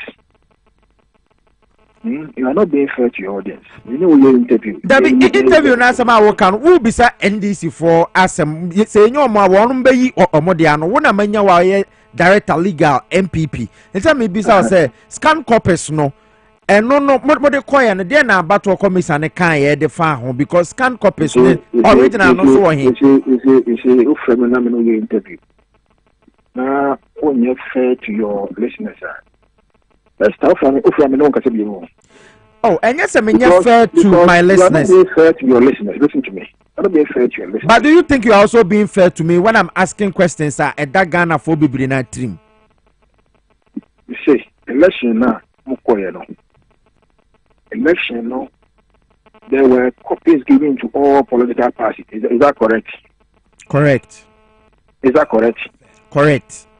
Okay. Now, it is now the reality, sir. The EC originals, no? Is that also correct? Correct, Sana. Yeteteno. Good. It is also correct, sir. Some of MPP4 originals maybe were also destroyed at the collation center. So, what's on him, sir? Yeah. Good. And prior to the woman sending it to the center, she has scanned all the copies, all the 281. Scanning, that is the reality. So, if so about center for collation, let's say, okay, we know were destroyed at the center for collation. However, I have my scanned copies of everything, all the 281. Let's say, I'm not going to accept your scanned copies to be used for the collation. The question that comes to every reasonable mind, and they say, if you not accept my scan copy, where is your copy? Your copy for us to compare. Whether your copy that you have is the same as my scan copy to challenge it, say, papa. And I say, what the announce ever hifa? And that's what I say, Anna. And that's what she Anna. This is a question that should come to anybody's mind to interrogate the matters. Those who the other way hifa. Maybe I'm a buy and also we need to do the other way hifa. And that's why you are not interested in that question. I am very interested because say adeno pinche ni see you know. Scanned copies so originals na ye nhuni nyina no. We all assume say I had destroyed. And namoko iPad including hold on, including the ones for the NBC2 were destroyed. Moko iPad no. Moko iPad no. I'm asking you a question. Including the one for NBC was also destroyed. I'm not a party executive at that constituency, so I can't answer for them. But maybe sound say moko iPad no. Dabi moko iPad no. Say na munyina no moko jitumo. Okay, wakate kono. Say bisa questions say what Ghana for adwima. And come on na yedi. Wakate no lawyer ni ma ko nya dia medam be friend na si line we so menene nkasa. Because this is a disrespect to the people who are omuti. Wo kan wasem nyina ma yedi na wo kan wasem. So wa woni amecho na say. Moko iPack no. Easy e defend ne ho sen. Ebia easy obi am friend no. Okate no. Okay, osi emfasi ya kate ko no. Wo so se wan kate no. Mama mo mfra ni isi ahoma we su biom. Me interview no. Piesie yenye ngoso ndi dwumadi no. No. Ghana 40 ontimi ansan. You see, ontimi ansan. O ansan pe ono ade ne ho akwakwasa menem. Enti nsem na ubisa no. Eso nyiso no ya ne den. No, question na me bisa we me bi watem. Mo friend na me ne nkasa. Moko Electoral Commission no. Yes. Mo si ono ne de no asaya na. Na me se moko iPack man ko bi. Mona mako meeting. Yes.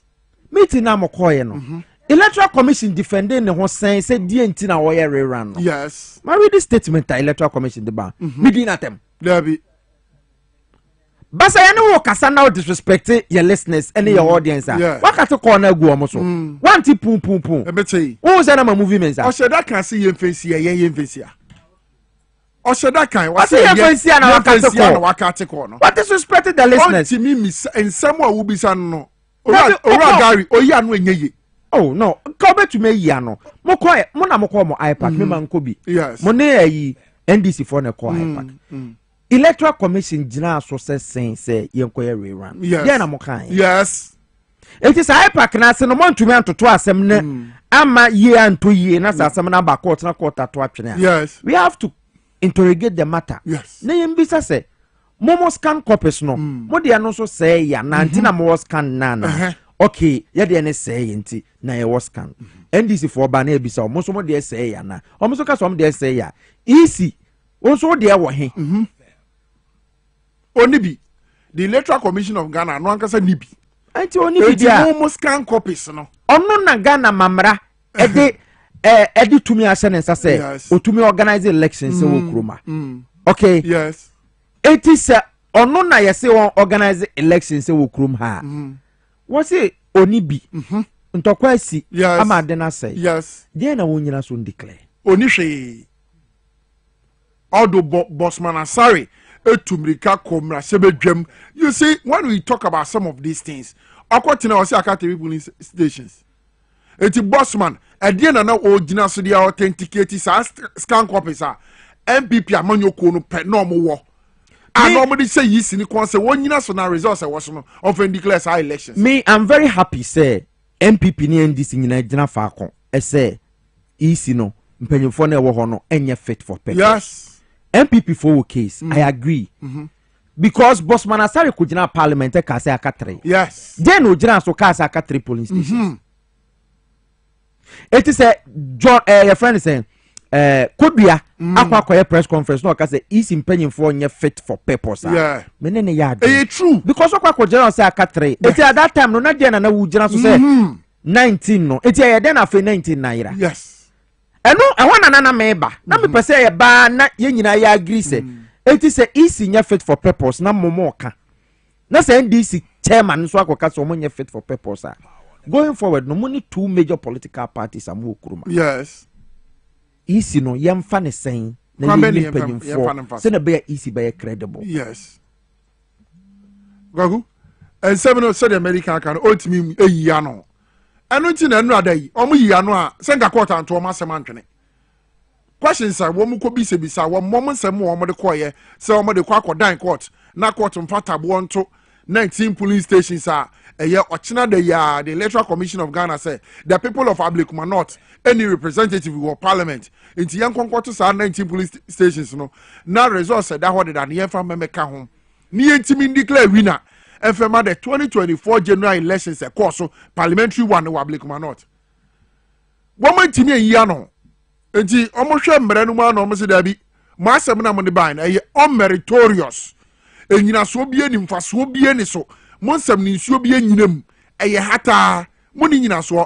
If say wo constitution ni mu no electoral commission for and sa obligation e wo mo so mbehwe say the people of Ablekuma North ebenya member of parliament ejise si amonko na munyina monko sala nko to aba no e wa Ablekuma North MPP fo mu ni o mati kokum na mawi ni a ada mabo Ablekuma North mabo o mana maso mu minim den ti na mu chiro se mo be kwa constituency me the Electoral Commission me ni o mo wo issue video e ba abonti a wo mo declare Ewurabra Oben yes as MP elect. Yes. Then a woman to declare. They should come and tell us. I don't know say video no hanka. Woman yi kura na Peter sa video no ha munyima na atiefo ahwefo. Then a woman so declare. Yeah, omo hwe. Enya sa omo figures na one mo ekobo boy no. Yes. Me na me woni say isi ni problematic. Chese. Kroma san otena baya ye kotu say MPP foko. Na se basabasa ye bi si na so obi mo wore kura tu a yemblemu isi. True. Mijitum. The Electoral Commission of Ghana. How be a beba a sa batu yi ho. Blame ni nyina fa mama. What did demo jina den so they are so incompetent. Very incompetent. The returning officer no Gina Ablekuma no constituency was responsible for the parliamentary. Enti wakawie.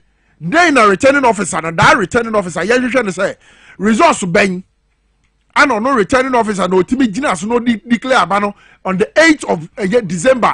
The man Rabina Oben say a Rabine one wedding kunim the people of Ablekuma not to say me ma on saso say wo brabedi o manim na ye mrasebedwani. Okay, so me issue here me say to afami no nyina say is impanyim for any fit for purpose and no na me interested because say sanitize easier eyama ye nyina ewo man mu ha ma me kwa o man so mra me kokuma se na makwa akotwetwe nkomo briefly na masan aba Dr. Professor Samuel Jemfi Department of History and Political Studies Kwame Nkrumah University of Science and Technology. Prof, otemenka ya machema kwa ba de Dwabo Ase dwumadi so Power FM ni TV XYZ so.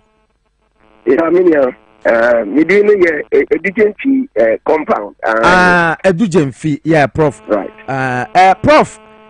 And no pay say your friend Wanya Bone abato e koso easy rerun MPP4 ese wo ma yi wo mo ho afiri na question a ye bisa ye ho after say court e bo asem no tugu ye no enra no ene say easy the kind declare edema irabna oben wo parliament under oath Professor Dr. Bosman Asare eko kasa akatri polling stations. Why are we here going for a rerun in 19 polling stations? MPP say is in paying for any fit for purpose. NDC from Podi, one of the can last 2 weeks. You were a sedun ketia, Eddie Kanye. Say political parties may in Nigeria for say is in paying for any fit for purpose. What the to history one? Young Kwan is saying. I am of the view, one constituency challenger reflected the fact that we've not had a perfect election. But a bit me reflected countrywide, no can free and fair election.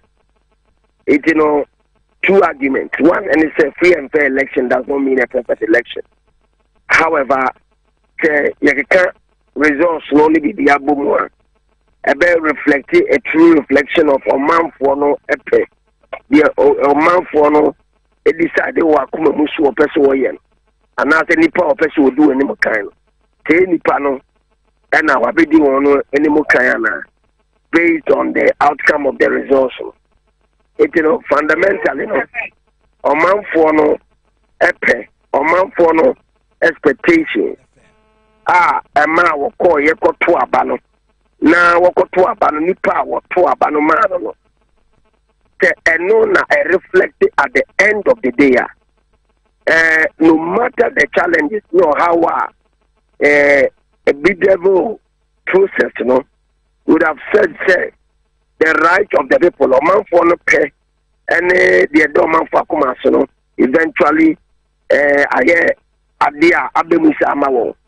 we could then learn lessons to say, anything a master a repeatable, especially the encumbrances, challenge that coincidia, a man, son, your man, a bear man, a real any a quan so, you didn't resource no so, a satira quan bonnet so, as a son, your money, if you know, exactly. If the actors, within the constituency, especially electoral officers near DNA, in the it is important say there's proper introspection now probing into that to ascertain why this punitive measures be taken against this person are fair enough within the ambit or the remit of the law. They should suffer consequences and penalties. More so, beyond that, at the end of Ghana, you need to be a free process. You see, the broader process of the elections, in my contemplation, it might be a warm up power, warm CVP, and was at the we have to about police stations, the media, present at the police stations, are covering it.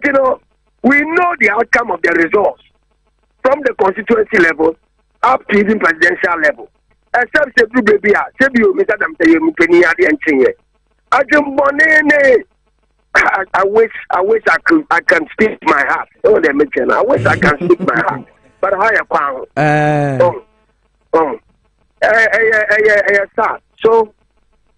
So I praise the Ghana for you being simple as that. Let me put it that way.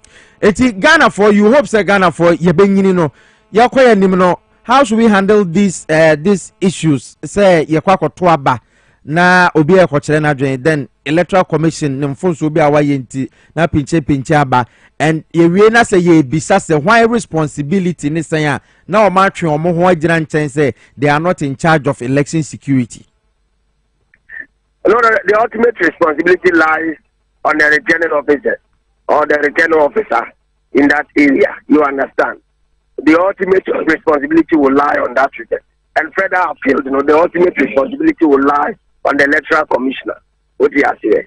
and na be but significantly on the electoral commissioner and the commission, because almost at the amount for no they owe them a duty of care.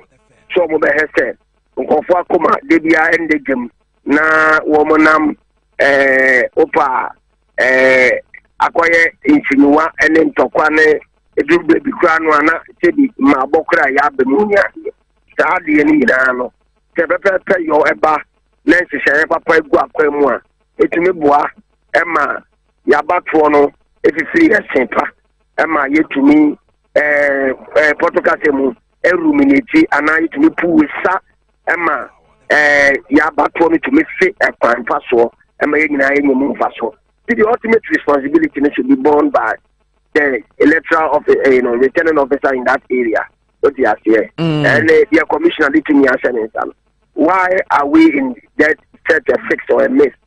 And say, any say Piesie Okrah, because process, if we will be a free bar, no, Argentina electoral commissioner only an authentic copy of each of the police stations. The electoral commissioner should have an authentic copy of all.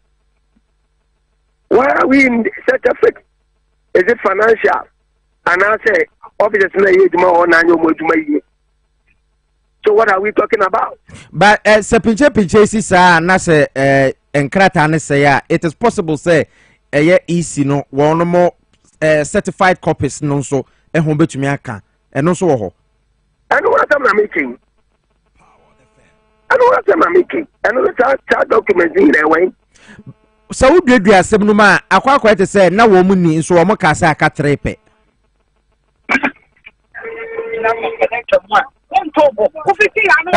Hello, Prof. Okay. I think Yanshana Yanino and Prof. Aha. Na me say Osha easy no.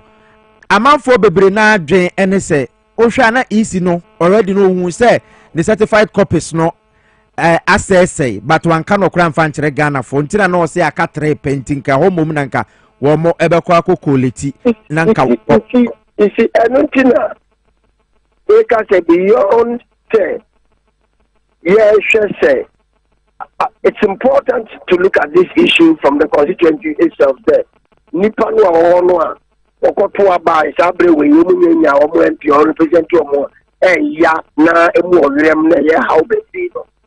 Beyond that no we need to get electoral reforms. Part of the reforms is to ensure internal discipline within the commission. The commission wants to have a discipline when we say Sankrata ne ku promono.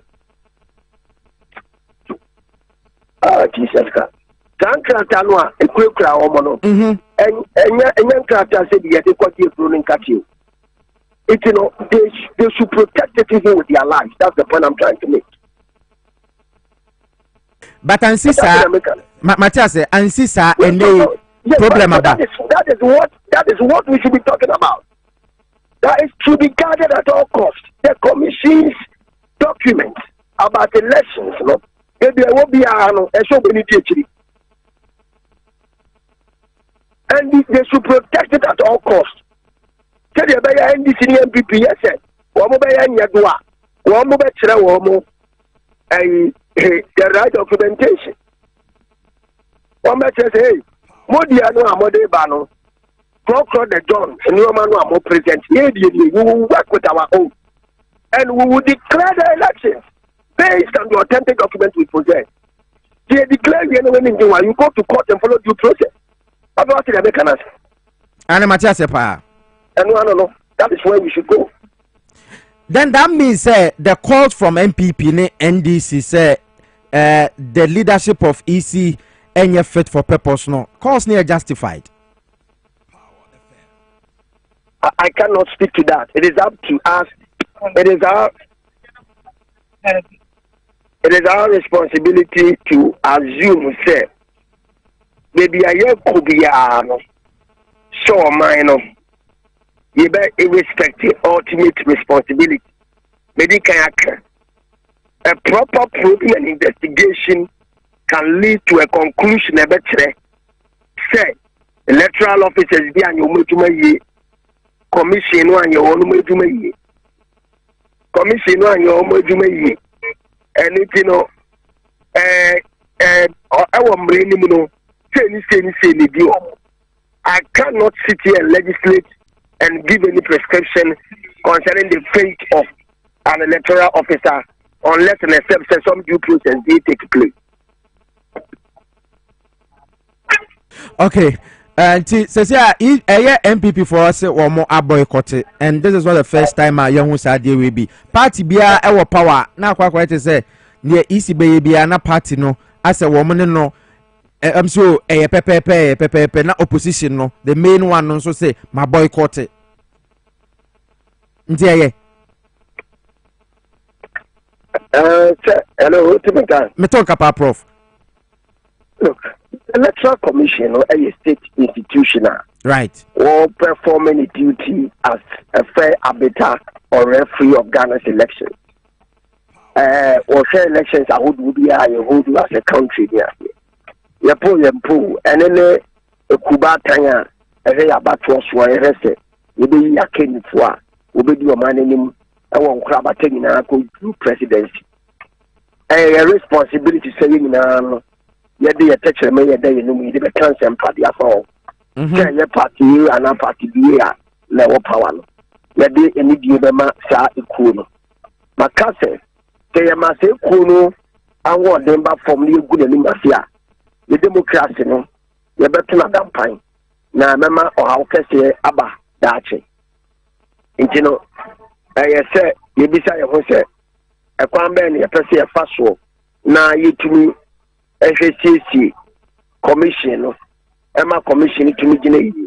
We have gone through a lot of electoral reforms. If you pick ballot boxes, boxes, so they are called transparent. So if we issue strong group, so demystify that strong group. In the early 90s, no, what is strong group? And I say a Iranian bombs, Israeli jet fighters na ego. So that was the thinking. Those days, you know. But in Nano, that is not the notion. We have evolved over time. But we also have to believe it. The agencies of state, you know, appointments of officers into the state, you know, are appointed in such a way, say, one commit to those officers. Yeah, Ghana phone now. Say yeah, MPP and NDC or CTP and GUM, whatever the party is, no. You don't say, can't conform, you know, one colorless, odorless, and tasteless. Or why is it you crossing? Exactly. You need to be agile one more descent, one more edit to the interest of the state at heart. But the appointment of these officers, no, does not naturally reflect that based on the constitutional arrangement. It, you know.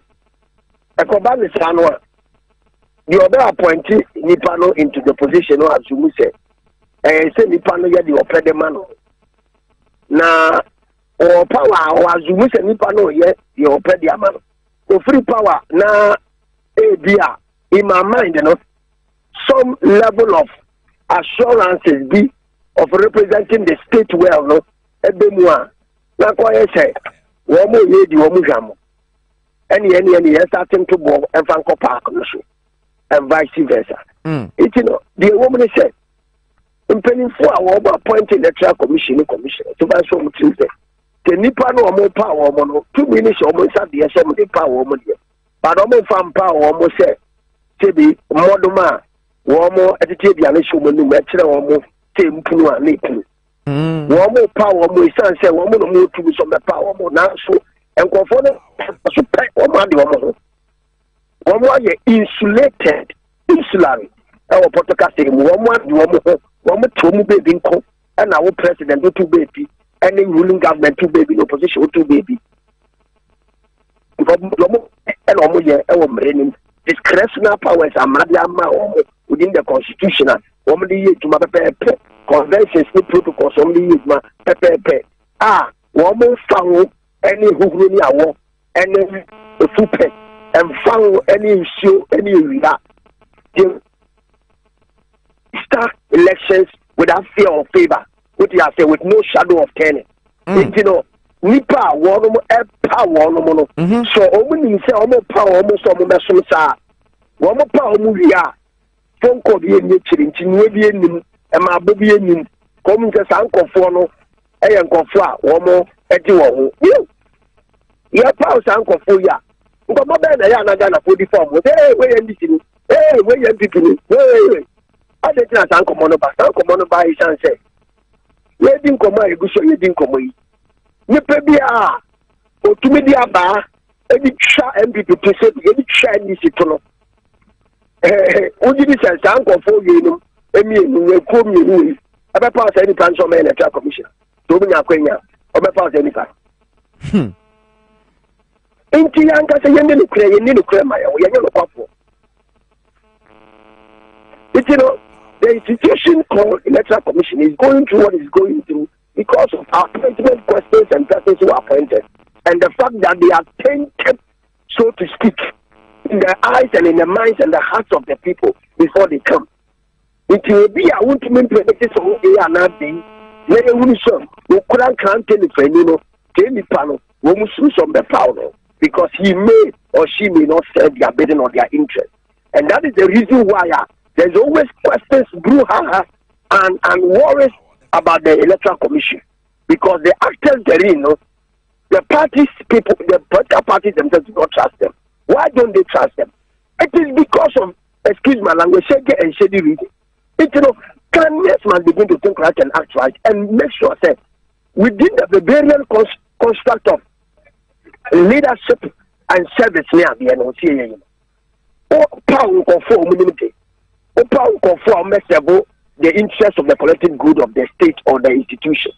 Opa unkofwa, wamo ebe to deliver the resource ebeboa omanfo no impuntu any ade. Na wamo so in terms of leadership no, omo the people at heart. Na omo be deliver home the required resource ebe precede the institution itself within its right of existence no. They precede the broader community no. It means I'm a Sramakan. I am a Michimi, Edem, Komoyapi. Medase Prof, say anope unya time my what can I think say discerning minds are more ete asemia woken as a pa Professor Samuel Edujemfi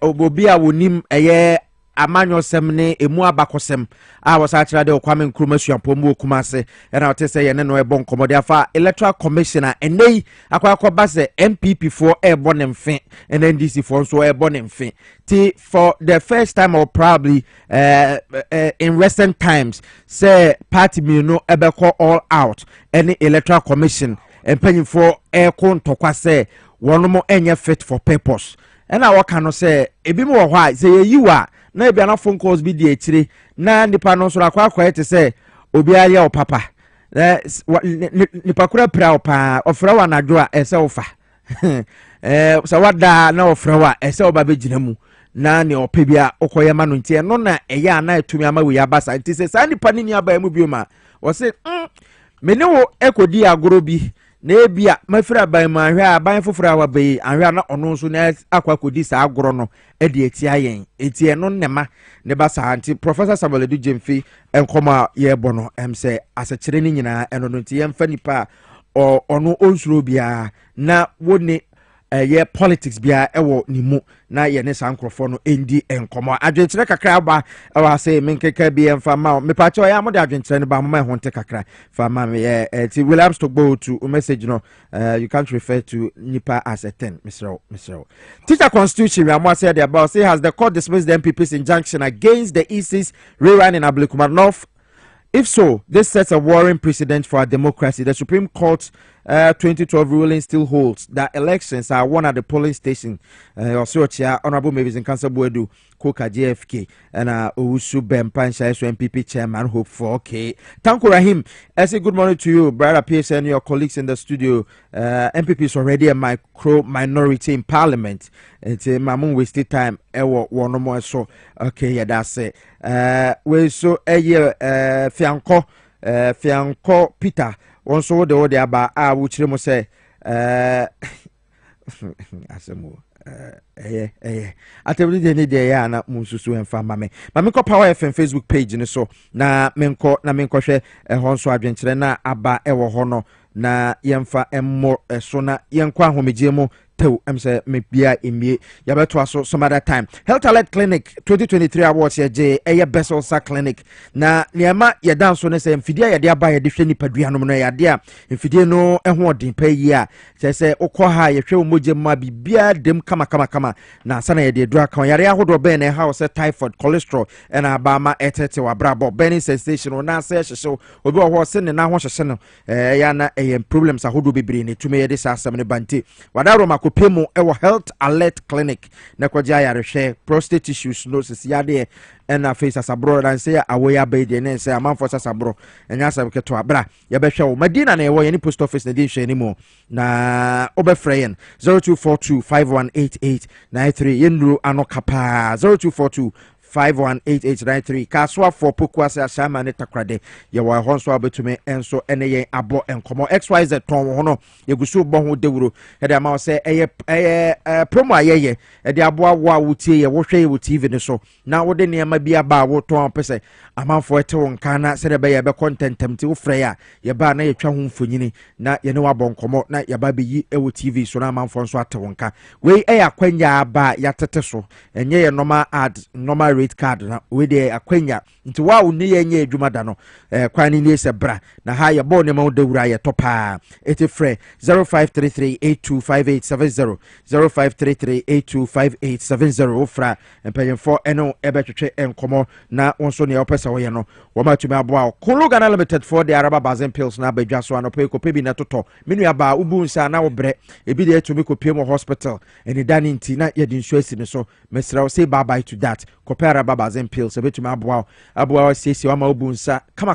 pa ya obi anim wa wo de ntumi maye nso ebeba kama wa wo de baboro so nso ebe krakra kama na wonso ho ato pharmacy bi e ben obi a Araba Bazen pills obetumi enya bi ewo ho Jukat Pharmacy wakaso Tigo office Pharmatrust Pharmacy kaswa Unicom Chemist or Malam Junction ena Osons Chemicals wa dabraka Ekus Pharmacy wa Shaiman oba kopebi na nonom na nsiesiu na ema watenka nso entumi nyina so Kulu for na de baye we Champo Junction we East Legon Frey 0244139176 0244139176 koswa for wadwenkyere bra efa science mu ho Gary ne makode wa baba ye ne obeye komisere mo emamundi natem munjano munyano adwuma de sa na tie yekọ akwakwaje aboafo nkrato na abasisi ye ba adwuma de na eto aso Dwabo Ase TV XYZ ne Power FM enko ba bia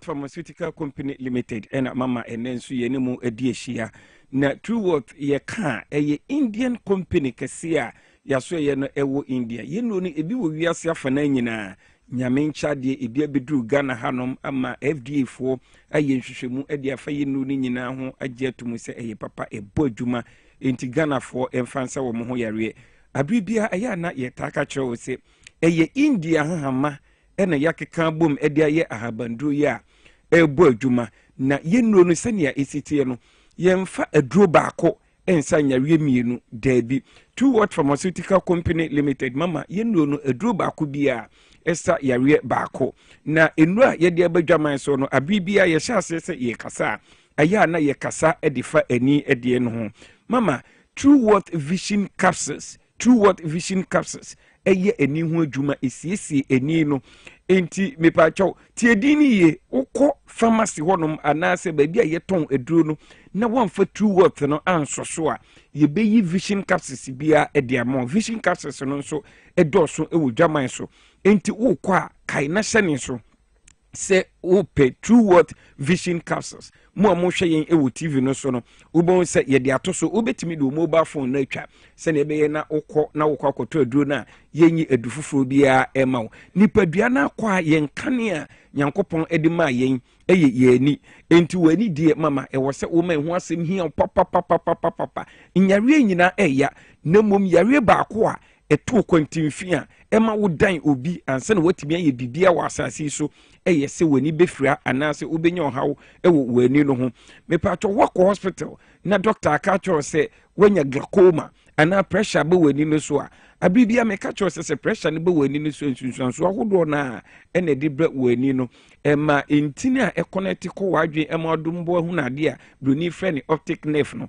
na ho den ekofom enkakran na wantu anamon a wani no ebe bidrum pempenso bi ebe befira kra eneye true what vision capsules wo ho no entina se entwen mama emma wani no enfira obi wo ho nani no esoye ne hene na opisa epru nsuo aye kokko nani no esoye ne wisi aye abo bi egu nani no so mepacho uyo obi a ade benwo a unhunu ewo akiri nso a ohwe unhunu wobi mpo de ade sa na esumaduro no kra ne ye ka ne night blindness no uyo obi a wo sa oha we nyina bomodia se obehwehwe true what vision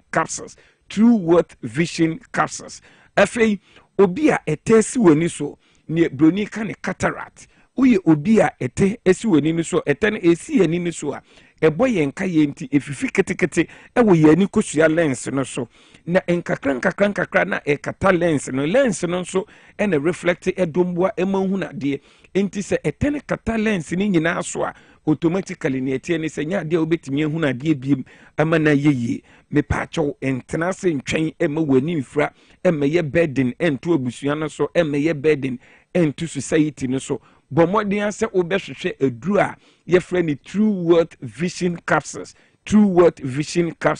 me pacho onum true worth vision capsules na num toa so na enya ntoboasie ensiesie wani no ne akofa chimato ede ebe wani no ho nyina no ensiesie ema wuntimi hu na de ensi udada mu biem na ne tie ne se true worth vision capsules no ye wo stem cell wo ho a eno no ye powder enti wo gi a uji true world vision capsules na wakai aji yedro na eye powder ye friend stem cell ni bi ne etie ni say mama onum vision capsules na esiesie wani no na stem cell no so e de ahoden hwonko e be wani kosua no mu biem adansidie e na manfo a womunum true world vision capsules any stem cell no womu edi odi se wako hospital na yama spectacular shase se o no num true world vision capsules na ebidrum pempenso bi a ubi spectacle na to na ubetimi ehunade etumi edi akone aba wonnan obi ansa na watimi ayi bibi ewo abrabom me pacho yadru a etoso mienu a enano pa mi no bedi ho enkobo eye true worth joint 40s no eye adwuma ewo yenum pem ene yaposo me pacho enye painkiller na mom ni akofa yiyaw ede aba nipadua no mu no enya ntoboase akosiesie eye india hama ena mama yede ayi ndro ni nyina o enti wo no ma eni side effect bia na obi a wati india fo nro bia no edi adanse se india fo nro eye tatahwe a ebo adwuma pa me pacho ukotodwe emu tutu emu ye oya ujo ho a enji untumi nanti ukotodwe no so me pacho pe joint 40s ni binom na ensiesie enyisa ohaw ni nyina emfiri honum obi a honam tutuo ewo so na sabi waposo nyina okon anchi bramu eye woya wokonya nkonhia onamu na abuo onsemu na abuo me pacho bomodin se obema onsa aka joint 40s obi a osisi ye oya pa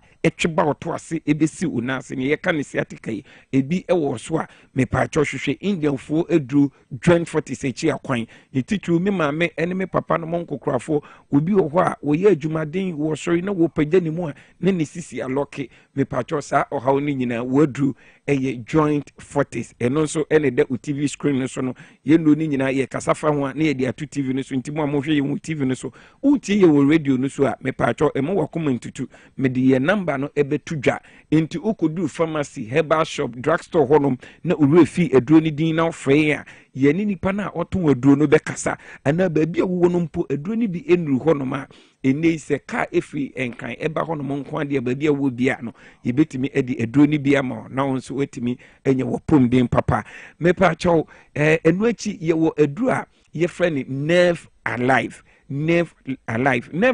no eye intinimu adwuma esiesie intinimu yare na mepacho nipa dodo Ghana fo dodo na ewu intinimu yare enso ensunsanso na wo mu ehunu no emmo wo mo nkaye se intinimu yare na eye wo mo sa mepacho unya intinimu yare na ema onsa eye otititi wonan eye otititi wo bi wo a wo se ananse achemenan ananse achemensa mepacho wonya intinimu yare kro ye etumi ma emfifi efri wonsam obi wo a ne nam efiri mfifire enti wonante na wo hyempabo na yese empabo no ero mepacho wonya intinimu yare a wonante na yese pin anase panie ewwo onamu osiremu afi intinimu yare kro ye ema obi mre ewo keteso esanse ye bema no intini nko a ensunsonso mebuboso anase wako hospital na doctor ka to se wonya intinimu yare a ene na hwehwe Indian fo aduru a ye friend nerve alive na ensiesie unipadua no ema wo mepacho ebre no enni wo yen enti no yentimi mubo yenyare ni nyina so enu awodo na ena ye de abadwaman so ye lady photo wo ho a esiesie ye nua no mma sabi enkan ukomfikyire a yiya wa wote wo mensis na ema ye sabio untimi emfafu ni nyina no ye wadru ewo honom ye wo paliva kokodia ye se internal pa anasa external pala onsu ye wadru afei hypertension any diabetes nyina no ye wo indianfo enu wo honom a ofre ye number na ye betimi no edi nkomo na yetimi aboa ewo sa ekwan na so ye number no mo amohwe yen ewo TV no so de eda TV screen no so na mum obefre yen ewo 0558 724 302 0558 724 302 and 059 558 2628 059 558 2628.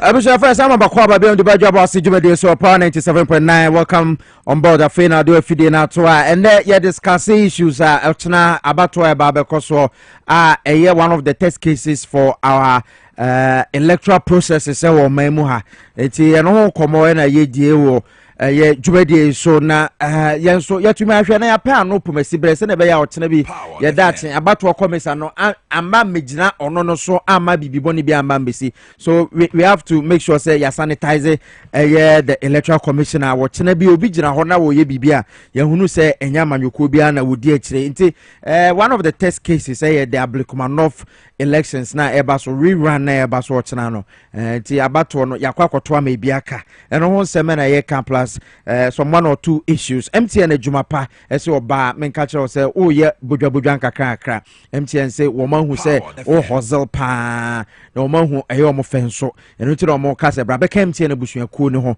na ye ma eye MTN adwumapa ni bi na so embo na wo adwumadie na wudi no enkoso toten pa ene say obedale star 5060 hash na wakwa ka eye MTN adwumapa ne ho adwumapa no be ma bundle na enya bundle ka insurance so ka ho a ebo obo adwuma no ho ban se na be ya obetuma reach out to eye suppliers no customers ne omo a wo mo bo ma adwumadie no enkoso kama no enti ya no pay MTN ho ene se wo kona akoto sem ni bi na so be ka MTN ho ti wo yo ba na wa wu kukuru na wo so awade na wo bo ho modern a MTN se ono so mo betumi e de aboa ono no your new bestie or business new bestie any MTN adwumapa powering women in business call now so koto semni be 10 Ghana cedis MTN everywhere you go young call Little George for na young call twetwen komo na Little George di nupa bebre abadwa so a kire se uduru ho anya sam keto tema community 5 na utie mi ya bibia enko ye wo wabrabo mi se bia yade bi ho dodo kakra ti nkomo we utie a no hu baby a obefa ebia oyare ye bebo ni din na won so wahwe bibia obetuma anya edu nti yenko na ye ne Dr. Usman enko twetwe nkobo na yenhwe Little George enu power de ababegu o ene ne ye ema nipadua no de bia ye kwa ye bei ye home mframa ye gidi enu munsu efin ebekoyi mo ebekwa kofa yare kakra ba ese ye hunu edu a ese ye nom enu ti na ye bossa nkobo we nti Dr. Usman aye krado ye ne no embo enkomo sesia. The seeds and the nuts, no, are very, very important. Ayana and Pempino, once you mentioned BB said dietary fiber. Dietary fiber, no, and I say, and tete a work in you anymore a boa nipediano, and tete and a juma pea. Empo entete a ewo seeds no se ye dia anase nuts mu se ye dia ekoye mu a etimi eboa ema aduane ebru yi na etimi eboa ema sebi se ye kose ye ko akuja ye nan a and etimi it come out with bulky stew. It me boa mo to me jaw na it was out na se na jana na ba besin ntu you obi a wudi those seeds to say chia seeds sesame seeds almond nuts san ne nyina wudi a ya dia fiber wom enti eboa na fiber so ewo enuane mu nti e ma wo digestion ya na rapid so digestion is very good because of say fiber na ewo mu nti ne emma glucose no anase esitire enye the end spike ewo nipadua no mu eboa ema esitire ne entime emma ne muso eboa ema empo insulin no anase hormone no bibi ti say ewo cell nipadua no be control sugar no anase glucose no eboa ema ne ye na juma it is seeds are very important and they are very good because many of them also have antioxidants. You can say BB or antioxidative property. Not just a idea, it can help for even say a bad woman ni free radicals. Free radicals ni ebia. Yenama bontin lorry tire yeshi. Loria echo a 2 it comes with free radicals. And also obi abua papers be and answer plastics be and rubber be a good or motion. Say we say ne better the free radicals and the free radicals ni idea a conipedue cause inflammation. So it's a idea a cause it me a cells no it is only obi we did those seeds and nuts now it me boa actual free saniamano. Then the other aspect is your seeds and nuts they contribute to the lot of calcium. Then zinc as well. Zinc will boost the immunity. Then calcium goes into the blood. A boa emma go a healthy bones. Then yan senso etima ya senso ya then we have series of vitamin D's in some of the nuts and then seeds. A boa nipple vitamin D. Vitamin D like this, it serves as a membrane that coats human cells to prevent, say, free radicals and as a foreign materials which may occur into the cell to cause cancer cells cannot invade the life living cell. No. Yeah, it serves as a membrane. It coats the human cells. It's a very good say seeds and nuts there. As a part of our bread. Then we come down to the juices. The juices are very full with antioxidants. They have series of vitamins. The vitamin C is there. A lot of vitamins that protect the human being. And I want to say, I declare a woman they say, as you well, say you will be busy. Say when you grow, when you need to a certain age, you always need to repair the worn out tissues, and worn out tissues will be repaired with series of vitamins and then minerals. It's taking the juice, no. My body all those vitamins. Serve the body with enough vitamins that will protect the body. That will also serve to take out to repair the worn out tissues. The tissue that is worn out as we were just growing. So anything I want to say pempi we shall yen say no edru baby a chira say to say red meat we dear I say we didn't say because when you need drum pempens will be but the bit is a fruit vegetables any seeds and nuts. Then the fruits here near the juices, no. Then all those organic juices need here. Your are limited this way. And vitamin C. The amount the body will make use of the can in our the way ADP one store no. Because it's not fatty vitamin. It's a very important. Say BB say juice of pomegranate, juice of empocras. Say even the BB say pineapple juices, orange juices. All these juices are very healthy, but they should be organic. They are organic. And say when we say juices need be we should chrome noir. Idea 100% fruit juice. And 100% fruit juice say because the BB Afra, ebi or the artificial sweetness and the Afra. And the juices now you who market in the brain and any organic. You are the ones that are 100% fruit juice. And I want the 100%. It's the 100% with the preservatives. Okay. And you both say yatro both fructus yatro and no idea artificial sweetener. It is artificial sweetener and you're good for the humans is the dead and you're organic. You cook for the organic and you both say pomegranate here can was the juice. So for the natural one or the organic ones now. We will say and yet it's not sweeter. We could be say very good. The cranberries are very good. Cranberries they detoxify the kidneys. It's cranberry juice no one say ekika because of say yamfa artificial sweetener beer engulment in the ekika. It is a to cranberry juice. I say it's natural, it's organic. The didn't do no more ekika enyade, but as of fanasa. The same pomegranate is there, guava is there, and all those juices they should be organic. Once they are organic, we won't say no problem. But say no organica, and we the pea. It is how people drink beer, but de. You see, this is pineapple, but sweetness no, it exceeds the sweetness of a pineapple, and yet 100% pineapple juice. So don't buy those ones. Go for the 100% juices. And it says here, the omo say, Uba so moya the ombe steti, ombe embozo on the pack say 100% fruit juice. It's a grape, almost say 100%.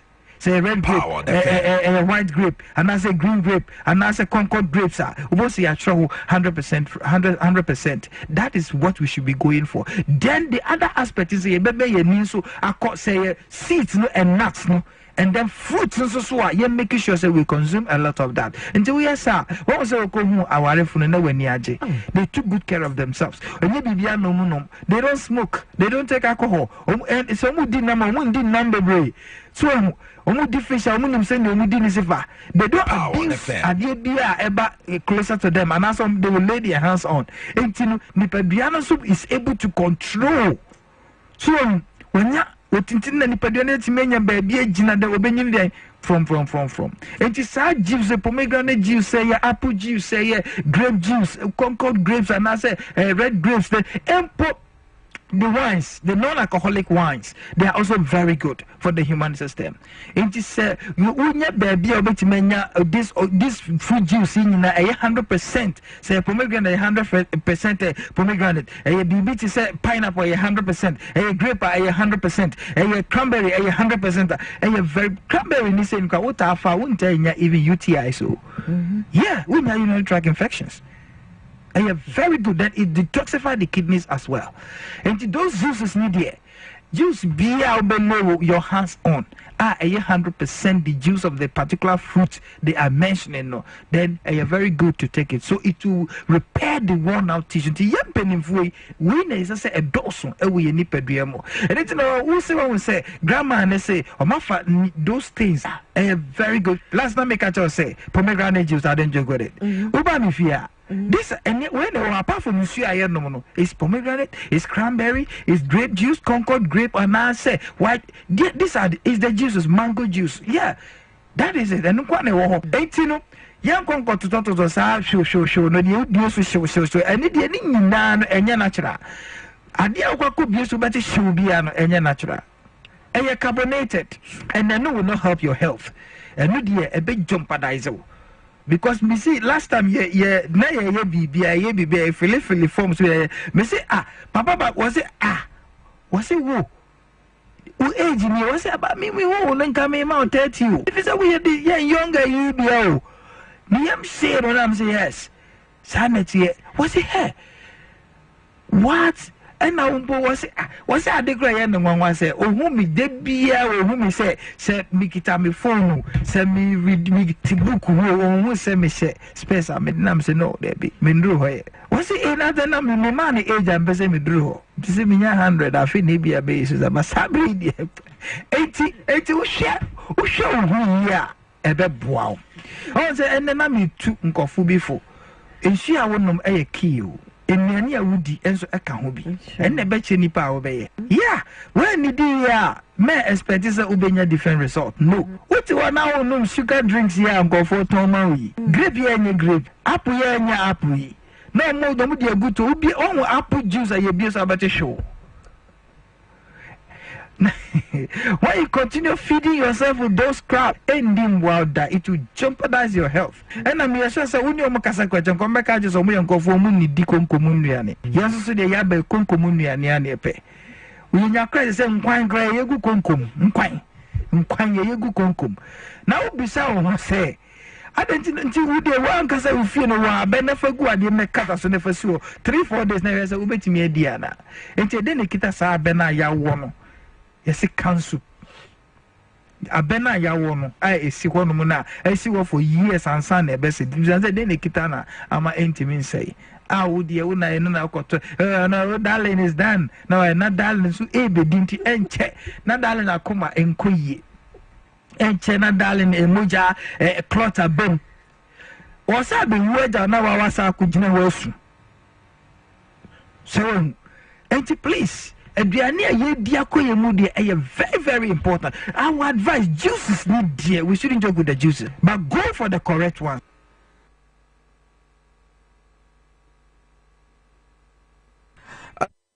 Dr. Osman Atenenkano, you call a Little George Ase and I call ye Ekofa and Komoi and so at the bread war. Some no ya can say what I say na no crow.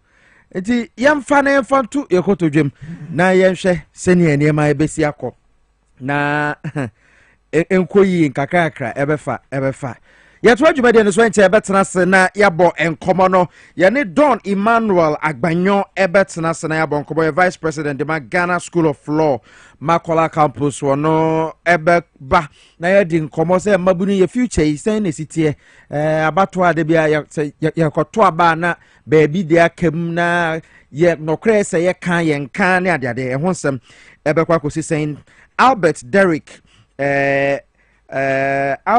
Derek Fiatui and so executive director at the Center for International Maritime Affairs Ghana. No so yenene bebon komo about to to Ghana your right direction and want some at saying yabekwa kobosa and komono. Na sana no yabe twetwen komo kakran so afa yapomodi ho ensem ho. But before that, I mean come for Franco Trading Enterprise and Onua utie mie na no pay ope bebia to TV papa ne border for ma Franco Trading Enterprise adeba ko eden say the crazy price drop sale crazy price so what di ni crazy price there na say price no what na ba wonu say hey na TV na bo aba for sa no yes Ghana city no enya ahode kakra nti Franco so say ono so atete ni TV no so nti from 32 inches to 100 inches wo betumi enye bi na won so wato ewo Franco Trading Enterprise or chest freezers and a refrigerators ahodo bebre phone na ekura wo na de belt abomu no unya sika fako Franco na kwasesa phone no kotofo fro iPhone Samsung ene na ekeka ho nyina no obetuma nya binti message chance no anopa ya freyen 0246422338 0246422338 Franco Trading Enterprise app no so ewo Google Play Store, it's okwa Google Play Store, obeti ma download Franco Trading app. Hono o download dia. Nyema ye ton nyina ewo app ne so. Obeti ma order enyema ni bi enso ewo app ne so ache say eye krogen ne bon so abafom. Enti ene Franco Trading Enterprise still phones papa efie enono.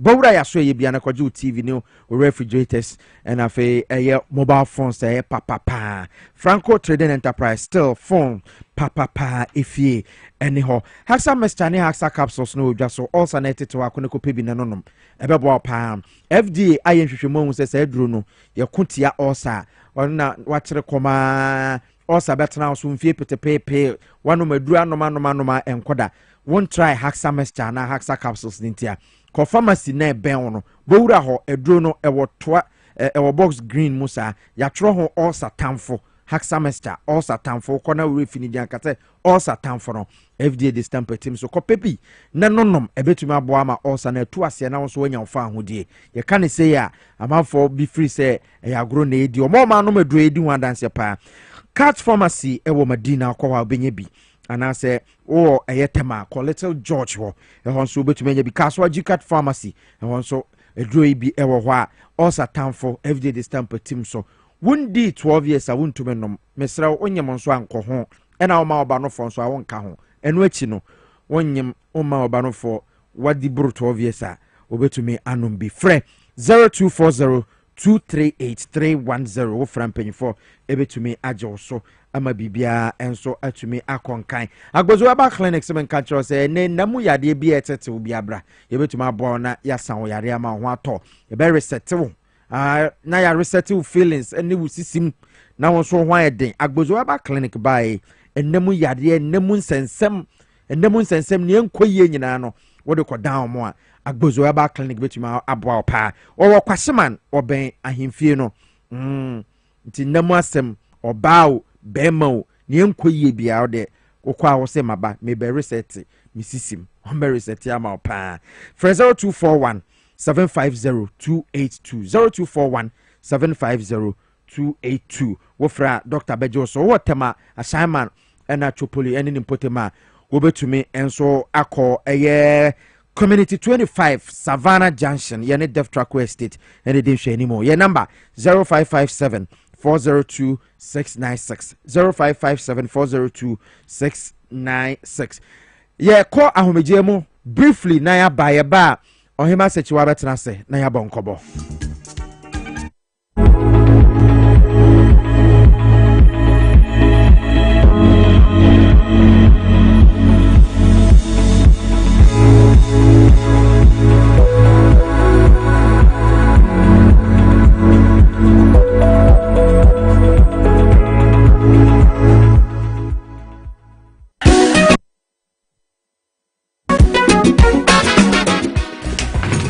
If I shop, I'm sure you will bag. Bra, and then so good. What all about me share me see about Queen Wayne and say? Bra, said your time about Mister Esia Jimmy fear for any idea about ever so. Really, no, this is offending now. Bra, so make us a the time about Mister Juan Dancia. We are singing now about Timinka. It is some malaria. Where do any time about Mister? And you go, the enemy to want to meet any deal. What do any time about Mister?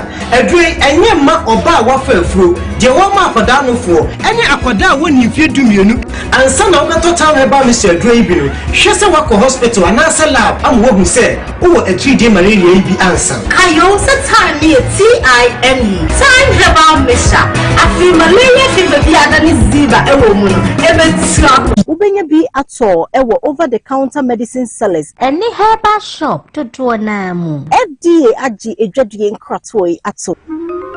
Again. Hello, thank you for calling MTN. This is Jerry, Jolly J for short. How may I help? I'm not happy with you guys at all. You've been giving Bongo gifts all the time. Who is Bongo? Oh, Bongo, my friend. He purchased in my room. Oh. You've been giving free gifts, but I don't. That's MTN rewards, sir. Talk, text, browse, and more, and you get to redeem free call time or data by simply dialing *550#. And on Fridays, you can even get extra special rewards like food vouchers, shopping discounts, and much more. Didn't tell me anything. Would you like to know how I got the name Jolly J? That won't be necessary, Mr. Jolly. Calling customer care service doesn't give you points. I'll call my mom. I'll call my grandma. I'll call my ex. That girl can talk, Papa. Hello, Mama. So what's the topic for today? MTN. Your family na kwa me taxi driver na enkane na misisi so misisi na kame na to na twetwe me na 3p garlic misa no aboa me pa odunu asa miracle bi wadro no sese mafunu kra se die sia twini ankasa me humi esi so sese me humi ana esi so obeka se die bibi hye me so bi no ni na ye normal ni bi pi na ti no ti pa me sa 3 days ni na edona ankasa de nyankopon de ayi bi ahodi se ma yi bi nyasa mketo ana se we de me fro aka so na me fa nhyɛ me nkwa no me de abe fa 3 years ana asemi gina wa me na mu sisinya se me kwa me de ameko bia mu so much me duru da ba 6 years ni o tema sisi am ya ma di se ne me gina ta ya le ne nku me preko ene 4 days ana me koto 3 garlic mixture ni tema me kase yanku pe no yam se ene ya me no kase me wa to me a me din wa me ntia se 3p garlic mixture ubenya bi wo mamu pharmaceutical shops and herbal shops for piwak e wo 02489288824 and 020100002.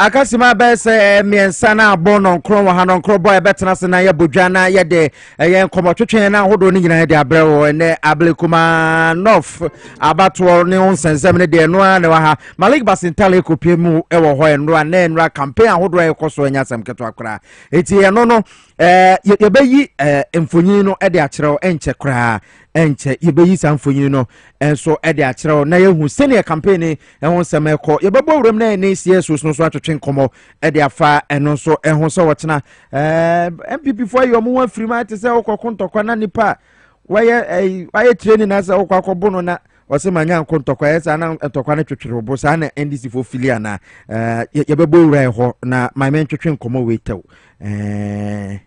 Mini bema. Ise ato. Ati say. Eho wadom. Oyo ma sachiwa. Akaka kra bi na ya kasa osika no ba bi adi na asa. Sika ya imuni ehe. Ode no. Medie no. Osika oba. Osika oba. Ese ya bro. Asa. So bi aboko de. Eho wadom bi. Antekeba ehoboko. Nyame adom. Great. Ma yenti we na mre ni ho nti money tew ne nko. Medase me free Antekeba Center. Adru ayeye Spanish SPARNIS. Ya was Spanish garlic capsules, Spanish garlic mixture, and Spanish ginkgo capsules. Yenro nu nyina fa Food and Drugs Authority eni nyumaku ahodo a wo hye enuane ni nuro so wo Ghana ha ensam amamaje atum se adro ni ye. Ye de oboade nhaban ni nubura na ye duro. Ye duro ho so obi oyare no mo a ebesa na yare. Ye duro ho so obi a onyare benom na ode abo ne ho ban.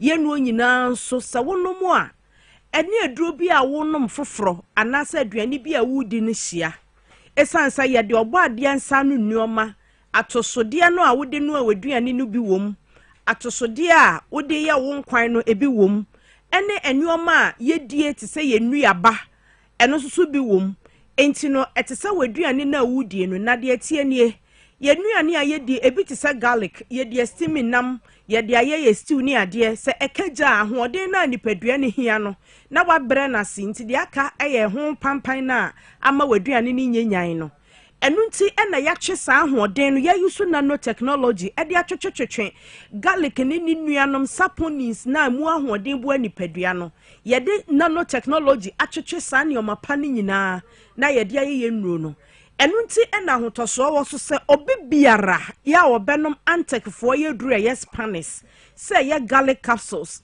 garlic mixture ginkgo capsules na ya resa ene na hobambo ye guaranteed enti odofo se wutie mi sa we oba na se bema nom ye duru bi ne ye pa me se ye nom de boy ye ho ban ye was Spanish garlic mixture no ye de ankatwade ato ho ene asa de garlic ato ho ankatwade ne ye green ene ye garlic ne ye fufuo afobo nso utoye duro na atoa no ho no ye de okode a ne komu fufuo a ye de kanko bi atwa ne ho ye twa ne ho circle ene ya trust Antekeba Center atwa ne ho ahia ye duro no din no aye Spanish SPARNIS yensesa no ne yensesa no sanse yen ni anamo a yedi kan na yetina aboa bi adore srade anu osua preko yen ne preko no entini yensesa yedin yensesa ye bibia nemmom yeduro no papa ye no de Dr. Wonna obiso me frɛ Dr. Wan fanam se an ya send the WhatsApp message awon ne like krono aso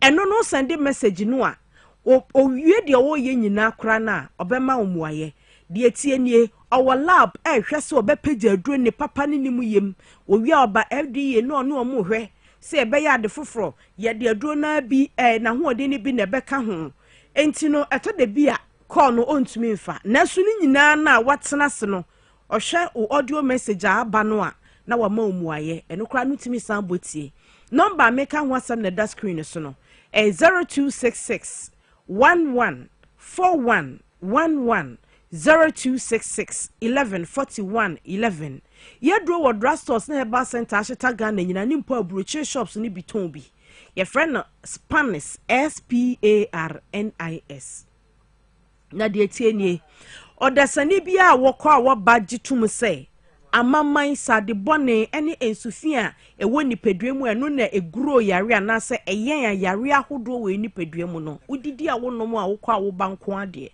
ebi wo ni peduam na de ma ye mu bi danso ne say ye hunu santi ne ye wadupa bi ti Spanish garlic mixture na sample the Spanish garlic capsules na wono a no so ne de ne say sa enema fi nu ebugina ni peduam e fa nsusanso bebre ba no obahohoro afi ho enti ne ye di no na ye hohoro ye di na ye hohoro sa nete wudi akire se odwai gu adwa ye na eho be fi hohoro kura eho bese ye fi ahohoro ho bio ba se de be ahunidie be fa na ntima pa friend ni de bia ho so hohoro ho enu nti na de bia wo so no Spanish garlic capsules ne Spanish garlic mixture no mienu ni bom mame wo de ahode ni ni ho atimi to emu ba ko bia na se ya mamman na pesa otu ase sade bone na da untini mu untini ne nkyɛn press ntini na mammoja ne ntimi ne afrisa ne agisa akoma no kofa ahode bi na wode amia se beya moja betimi ato afa nipadua no mu a ye be fra ne se extra pressure enti ye se high blood pressure enya moja no a ekono na nani aye den na mom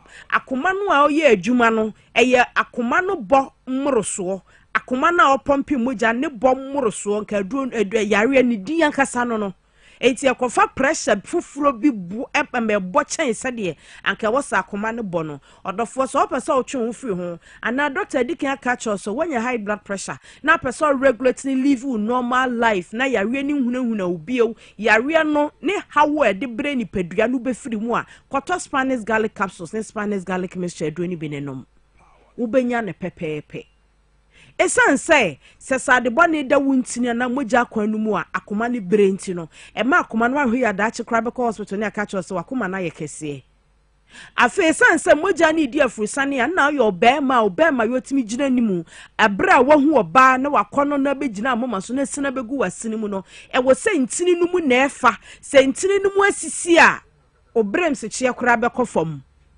obanya safo egu ne be ne yenka na sam obema ogaga ni nyina ye ntini no so na mu asi na fe obeda che brains koto Spanish garlic mixture ne Spanish garlic capsules adonu benenom ntini no mu sisi na moja ntimi ni afusane na yo ba ebema obra ye o menses cramp ntimi mayiye sanse e wo se edi afusane yiye na se dru wawode no mu a yakopon aye ntini na no e wo ho ete sese bi kwan a emfifirefiri mu ba no emu na emoja fasone no aka se wabu wansa waye bra wanya o menses ntini no susu emu asisi nti ade ni ntimi ma na ehhehye wo ho de bia na yare obi da sori an honam nyina ya ne ya obi wo no mu a onkokata susu okoda odi britra sa obepre na ade ache obi da 2 hours na ni tia ontumi na bio koto Spanish garlic capsules and Spanish garlic mixture nom odofo ha mere dia ye totua kantie ntimi nkansam ni nyina die minim ne se won pese yare ebefa wase anasa yare be pie wusu puhwe abra wo mo ho a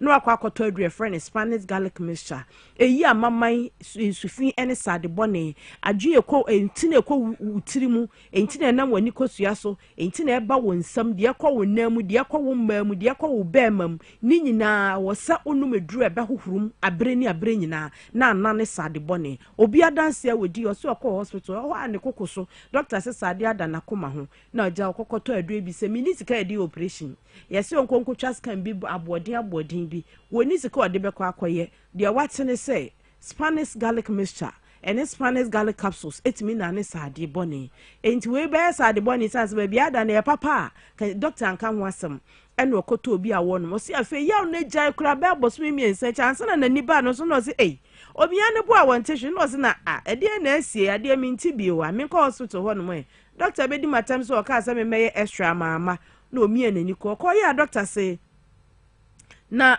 he na ko ya omu yi sade bone he na omu pai omu di ye no se me nko ba bi o se sade na nane no se praise the Lord hallelujah nkonkonku gu Spanish fo so esan say wo moduro na amananane doctor no frey doctor panine ne kasa yi say wow wo hu niema but na duro no na sese ye panti o manani mmere no so mu yie na ontumi nya manchirima tie aduro ni ye woni anum bia dance ye se ye kan ebrebeji ye nsam die minim ne say Spanish garlic mixture and Spanish garlic capsules uyo ba uyo be ma na no mo a eyi sade boni firi moja ni mo e ma ntini na ho ode kosoro na anyane receptors na ewo ni padua ni matimi a regulate wo sugar na wan ko hospital amaga doctor an kan cho so sugar level kosoro odofo yi tie no meduru ebe boa se de be ya waposo ahoɔden bɛgyina wo sisi mu ahoɔden bɛgyina kotodwom ahoɔden bɛgyina entini no asɛm na yɛka no obi sɛ yare na duro baako na sɛ yare we an sɛ entini kɔ baabi a emogya nso na ne kɔ baabi a ɛna yɛ kyerɛw sɛ eye entini no ne mogya no ho adwuma enti sɛ emu sisi a ɛno no na wanhwɛ yi a wonam akuturu kum yɛ sɛ wanya stroke san sɛ entini na ɛkɔ wadwe ho no sade bɔne no bad cholesterol ni bi akɔda mu enti mogya ntimi nkɔ adwene ni mu oxygen ntimi nkɔ ɛba saa no a ɛno na bɛma adwene gya adwuma yɛ sizi a na afei wɔ mu na hwe ɛkɔ wadwene no mu na sɛ paidi a na kyerɛ sɛ stroke a wontumi nkasa bi wobɛtɔre mum na ade afirim ɔdɔfoɔ yɛ frɛ do Spanish garlic mixture ne bo nyɛ den drugstore ne herbal center se wo hɔ sa wotɔ saa aduro fufufu wei na wonom a ɛbɔ ho ban yɛ firi ade hunhu a mekan ho wotɔ aduro na anom a esiesie wo nipadua no wakɔ bi yɛ hia mogya obrɛboɔ wo saa ɛne bibie wo nipadua mu bia ɛyɛ mogya yɛsɛ mogya de wo mu afiri sane a ɛna ayɛ okrati asefoɔ enti na obi nan wanya accident yɛsɛ ntini kase no a ɛsupply mogya wɔ ne nanum mu ate enti wutini wɔ ne nan no kora wɔnte ne nan ne nipadua ne nyini na aka ne nan baako pɛ na ntumi nyini bio mogya ntimi nkɔ hɔ enti mesrɛw no meduru a ɛbɛma mogya afa wo nipadua no mu yie na ɛbɛboa wo wapo mu den deɛ ɔwɔ anum nka bɔne anaso odware ana ne ho keka no ɔbɛtɔ aduro no mie no Spanish garlic capsules and Spanish garlic mixture owi a ɔmfrɛ doctor no nkyerɛ no na ɔnsend audio message sɛ adeɛ wɔ nti na metɔ aduro no na ɔnkyɛ so de obɛyusu deɛ otrase ana ne nasia yedu ɔkakata so a wontumi na wa utumi so omu aye wudu ofro staircase kakra bi na wote so home kora yensi so kɔtɔ yɛ do ni bi nanom me mawo sɛ obɛnom ntoa aburo so kora me yensa obaba bɛka adansedifo no ho ye number yi WhatsApp ja audio message doctor wie de wo ye wo drive wo didi wo lab ni ade ni nyina obeti a obeba mu aye adan ne emfa mu obi hunu na nko wonfa nipa ne ntimi mmoa doctor ye aduru no na onim de aduru ni ye no wote wo yare ase no opesa wo no na ane ni di nkomo nka me kra metimi age no wakasa menye doctor mintimi mmoa doctor ne betimi aboa wo ja audio message no no emmon komo ene kro record ma wo a ori efikura san kobotie na aboa wo ankasa ye number ne da screen so no 0266 11 4111 0266 11 41 11 obetimi afre etomu a utiri na yeye na ne yie mu a ja audio message doctor ebeje wo so medin ene ohima sachiwa yeah that's it okwati adok my why doc bet sika no so ya no amambi na so won hwehwe me nya na mabei tipi so na ya me hu enti me ntwen me ntwen ya bakwa ko difufu dadakro ya bakwa ko difufu dakro da bia ya dakro ai se na se wonta ay pena de asemeni enti o de oba mati de rasa de tiara de da sujiro hwin sai I was a choice that's a pa. Dwabo Ase Jobede today on Power 97.9 TVXYZ. Yeah, tena bon komo to. Me commercial so TV ana asa. Okay, eti kwa na tena me komanim. Yen tena se na yen fan komo twetwe no emfa embrel. Ma men kanfo mega cash lucky box no emfa maw. Anope abranche wutie me wanya be se 20 cedis be wo phone so. Ma men kire kwan a obefa so edi sky wo phone no so. And no they way all network mega cash lucky box no star 42 star 426 star hash star 5 hash ya meka ya na mpesa meka intentem by say me to me bo any network bia we use bia no dial star 426 star 5 hash star 426 star 5 hash what dial ya no what choose station our person PlayStation bia na wo ho ni nyina tumi chusu bi tu chusu a na box ni be 6 all the boxes no exciting options right it's a box no so wo chusu ba ko bia na ya senu momo prompt 5 Ghana cedis obetumi atwa more than 5 Ghana obetumi de 100 cedis kra gum eno no kire se wudi a ebe times 100 it is a 500 and we be there na say times 100 na unim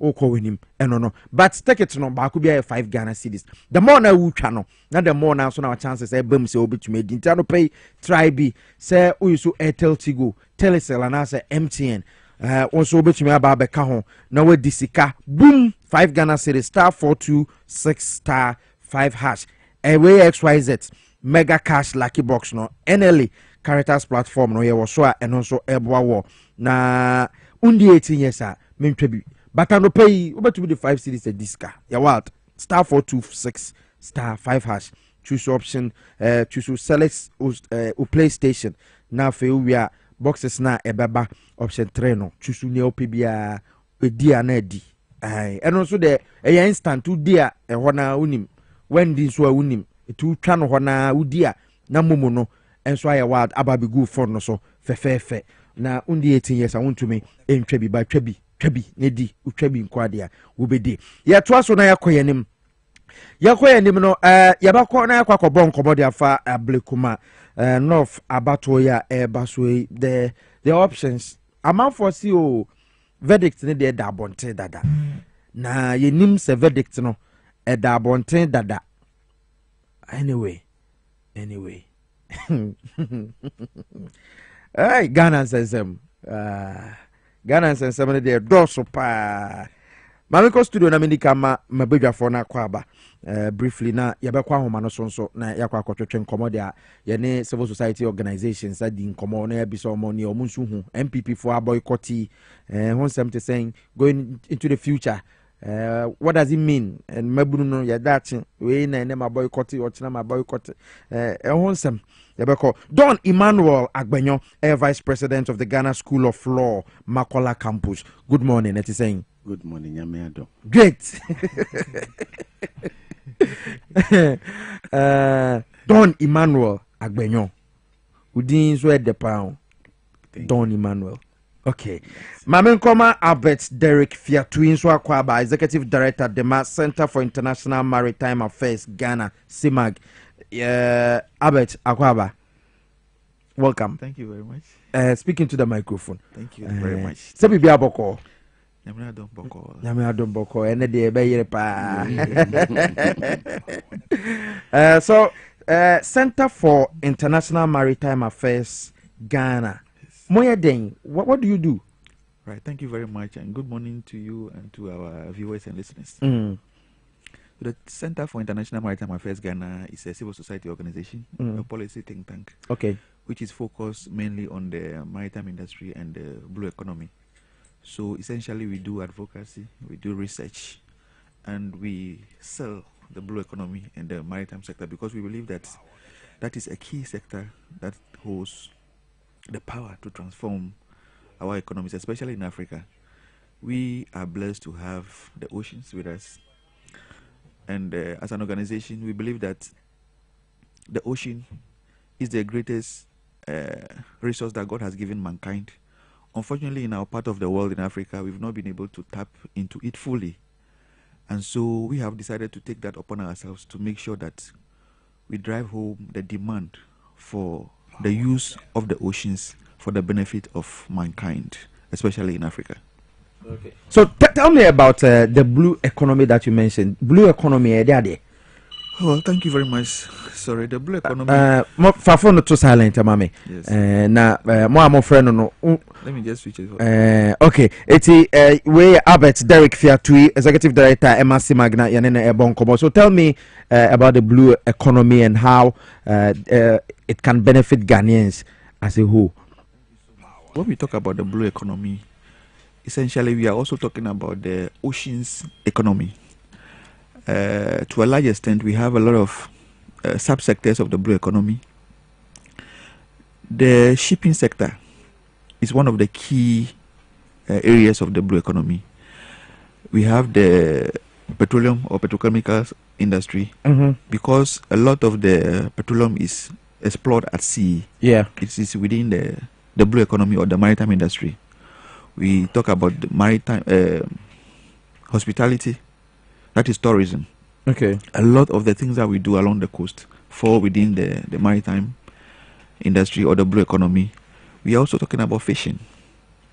which is one of the biggest areas of job creation. Artisanal fishing and then all of it Okay. within the blue economy. So basically, when we are talking about the blue economy, we are only talking about the oceans economy, but we refer to it as the blue economy.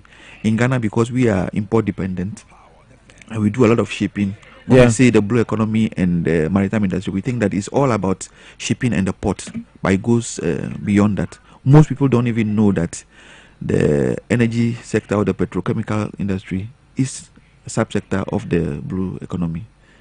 So that is what we mean when we talk about the blue economy. So CIMAC has been doing research into all those sectors, trying to see the potentials that we have as a country. Now, the government recently launched this initiative, 24-hour economy initiative. What do you see in that policy that we can explore?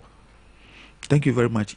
Before the elections, when the announcement was made by the current president and the NDC, we came out as an organization to endorse the policy because we believe that it's a very useful policy that is needed at this time of our history as a country, because the world has moved on. We cannot be in Africa or in Ghana here thinking that we want to compete with the world when we work for 8 hours and the other countries in the world are working for 24 hours. So we're just lagging behind either two, and we think that the policy initiative is a timely one and it's going to help propel the country's economy. Before the current president left power in 2016. You mean President Akufo-Addo? His Excellency President John Dramani Mahama. Oh, okay. The current president. Yes. Okay. When he left power, before he left power in 2016, there was a deliberate attempt to invest in the port infrastructure, and that saw the establishment of the Meridian Port Services. And I can confirm to you that since the Meridian Port Services was launched, they have been operating 24 hours, even before the recent announcement to come out with the 24-hour economy. So it's something that is very essential. It's been working in the port, but there was a big challenge because the MPS alone cannot be working for 24 hours when other stakeholders don't do 24 hours. There are times people go to port to clear their waste. By 5 o'clock, some stakeholders have closed. The customs, the Ghana Standards Authority, and the other stakeholders. And so work stops, even though the port operator itself is working for 24 hours. So we were just excited that finally that decision was taken to make sure that it becomes a holistic program for the entire country. So because of this policy, now the turnaround time for even ships is going to be reduced. The working within the port is going to improve essentially. And so I can tell you that the maritime industry or the blue economy is the most excited industry about this 24-hour initiative by the government of Ghana. How do you narrow it down for every Ghanaian to understand? Because some people may not know what really happens at the port.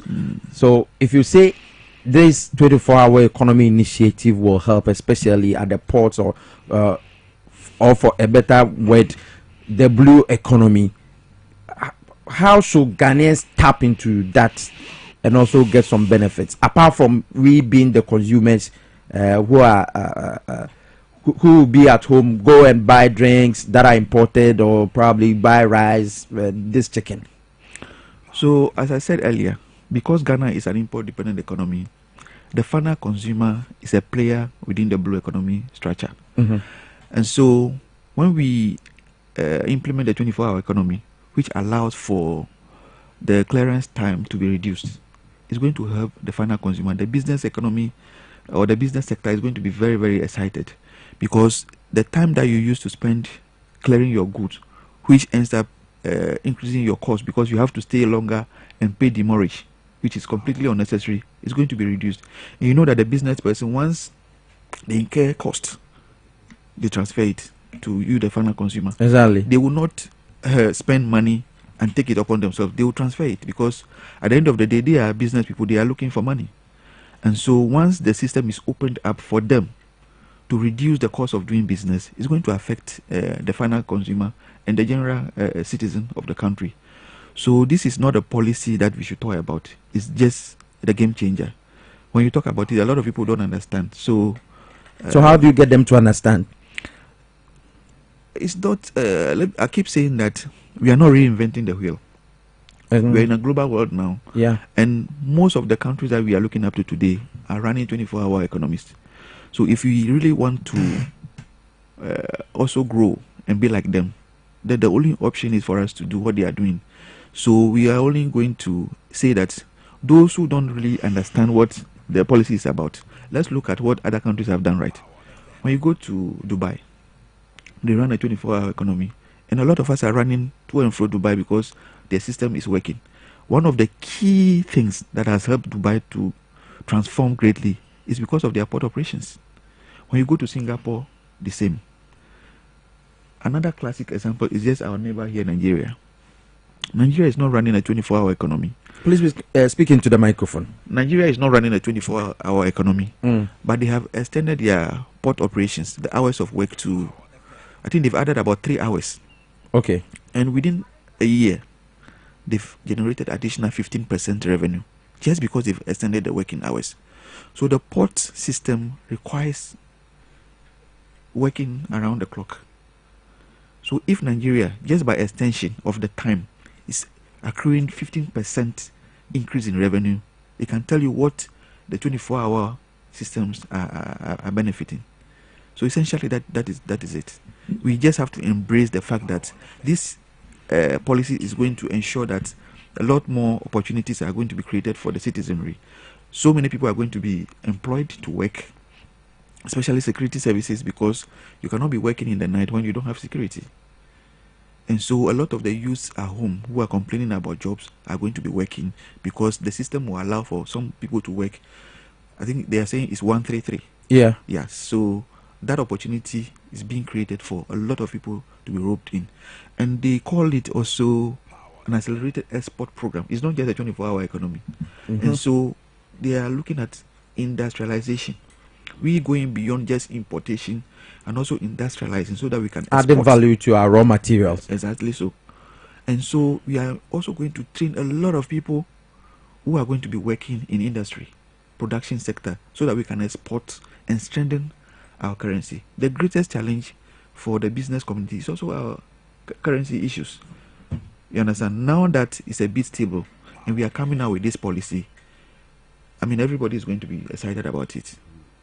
So have you worked out some figures to know the revenue that, for instance, the government says it will improve the revenue, especially at the ports. The economy will bounce back to a good state where Ghanaians will now be feeling it in their pockets. So have you worked some numbers out to see how this will affect our GDP growth? Yeah, we are doing some work. I think the report will be ready by early next week. But I can tell you that with what other countries have done, it's about 100% margin. When you engage in the 24-hour economy, you double your revenue generation. Some even triple it. So it's not something that we can underrate. Our document is going to be ready. We are supposed to meet the secretariat, the 24-hour economy secretariat next week. And so the document will be ready by Friday, and then we make a presentation to them, and I will share their details with you. Where do you expect youth unemployment to drop to when this policy is fully implemented? It should be dropping to the barest minimum. It should be getting to about 10%. And that 10% bracket, we will be looking at people who will not take advantage of the opportunities that will be created, because it's going to take a lot of technology, a lot of innovation. So you have to be ready. So we are encouraging the youth to take advantage of this opportunity to learn technology, because automation is going to be an essential part of this program. If you are not trained, you cannot work. When you go to the port of Dubai and Australia, Singapore, as I mentioned earlier, a lot of the things they do are automated. But you have to understand, you need to have that skill. That is why sometimes people say, oh, artificial intelligence has come, technology is taking over jobs. Yeah. But that is not true. Technology is run or manned by people. You only have to make sure that you are abreast with time. If artificial intelligence is taking a job, learn artificial intelligence, learn automation, go into technology, learn computer science, and then you are relevant. If you are not relevant, nobody takes you serious anywhere, even in your home. If you are not relevant to the domestic economy, you are useless. So we are encouraging people to take advantage of this great opportunity. It's just a game changer. I keep saying that. And we believe that if it's implemented properly, a lot of things are going to change. The youth are going to be the greatest beneficiaries. So implementing it properly will mean that everything that has been mentioned in the policy document is implemented effectively, not by reinventing the wheel, but by looking at what other countries have done already and making sure that we follow its suit and then succeed.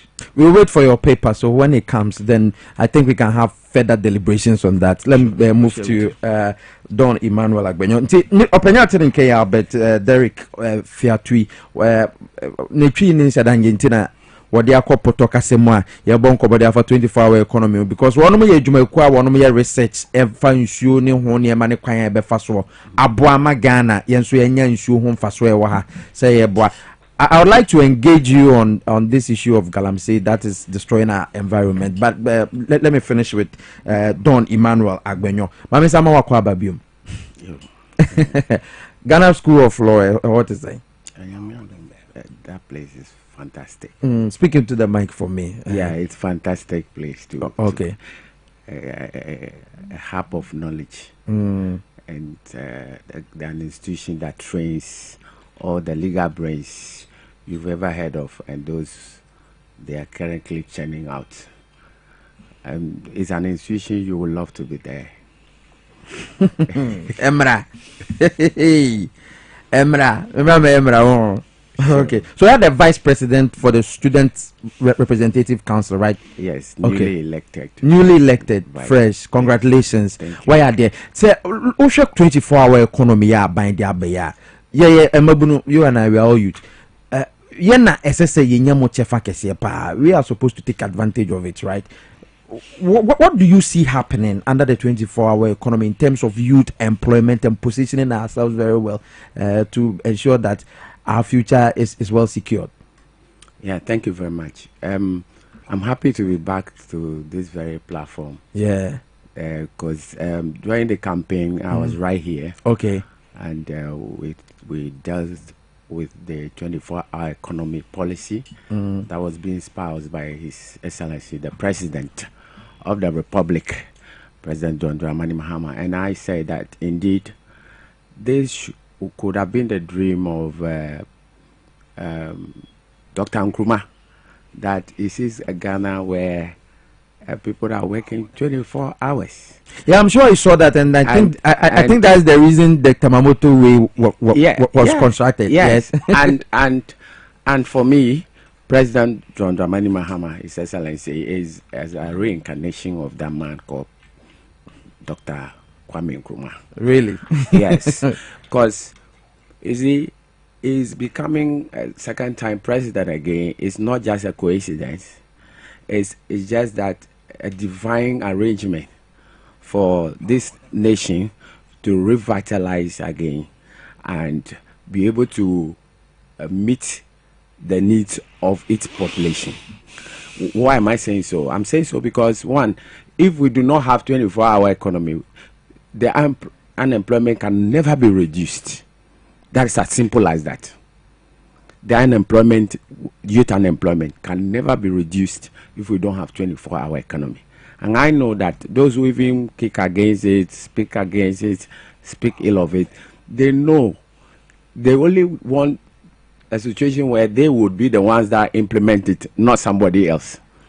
And trust me, I believe that President John Dramani Mahama has been ordained to transform Ghana and leave that legacy that posterity would appreciate, that indeed he has used the 24-hour economy to impact lives, to impact jobs, and be able to create more jobs for the youth. And just as we are saying, the impact of the 24 hours is such that jobs that are going to be created like 1.7 million, let's say, every 4 years. Every 4 years, 1.7 million jobs. Exactly. Do you have some research to back it? Definitely. You see, when you talk about 24-hour economy, just we are saying that everybody works, let's say you work 8 hours, and another takes over from you after 8 hours, and another again take over that person. You can imagine that the salary you gain, the person gets same, and the another gets. You can imagine that reflecting in the families. If you have a sibling that you're looking after at school, you can be able to support that person with your salary. But assuming that it's only one shift where you are just at work right now, and when you close, nobody comes again, meaning that other two families may never get any form of improvement in their lives. So when we talk of 24-hour economy, is a job creation, right? And that job is going to create will aim at all the sectors, especially the sectors like manufacturing, agri, wholesale, retail, trade. These are things that would, like my brother rightly said, Fiatui Rally said, the port ought to be run 24 hours. I can assure you a lot of people will ship their goods and services through the port. Yeah, of course, we have landlocked areas like Burkina Faso, Mali, will begin to boom in Ghana. Yeah. And individuals who want to be self-employed, establish their own enterprise and businesses, can also do the same. But what do you say to people who will argue that this is not, as a Frenchman would say, a nouveau idea that 24-hour economy, because already we have our hospitals running 24-hour economy, our pharmacies running 24 hours. When you go to Kumasi, Bantima High Street, people sell at night, people go to buy wachi and all that. That is it. We shouldn't be naive when it comes to the policy proposal and document on 24-hour economy. What wrong does it make if, let's say, one person does only one thing for, let's say, 24 hours, and it be expanded for 1,000 people to do same, for them to be able to earn more income? Isn't that improving work or creating more jobs? Isn't that also giving more resources to the individuals who are added up to one person? So for me, if we have an avenue where we can expand what is being done currently by one person, for a lot of people to get access to be able to work and get salaries, for me it shouldn't be something somebody should work against. Because if your siblings are sitting at home and you can now roll them on or employ them to be able to earn salary, does it mean that you should be allowed alone to do the same work you've been doing for 24 hours? So for me, it's an expanded work.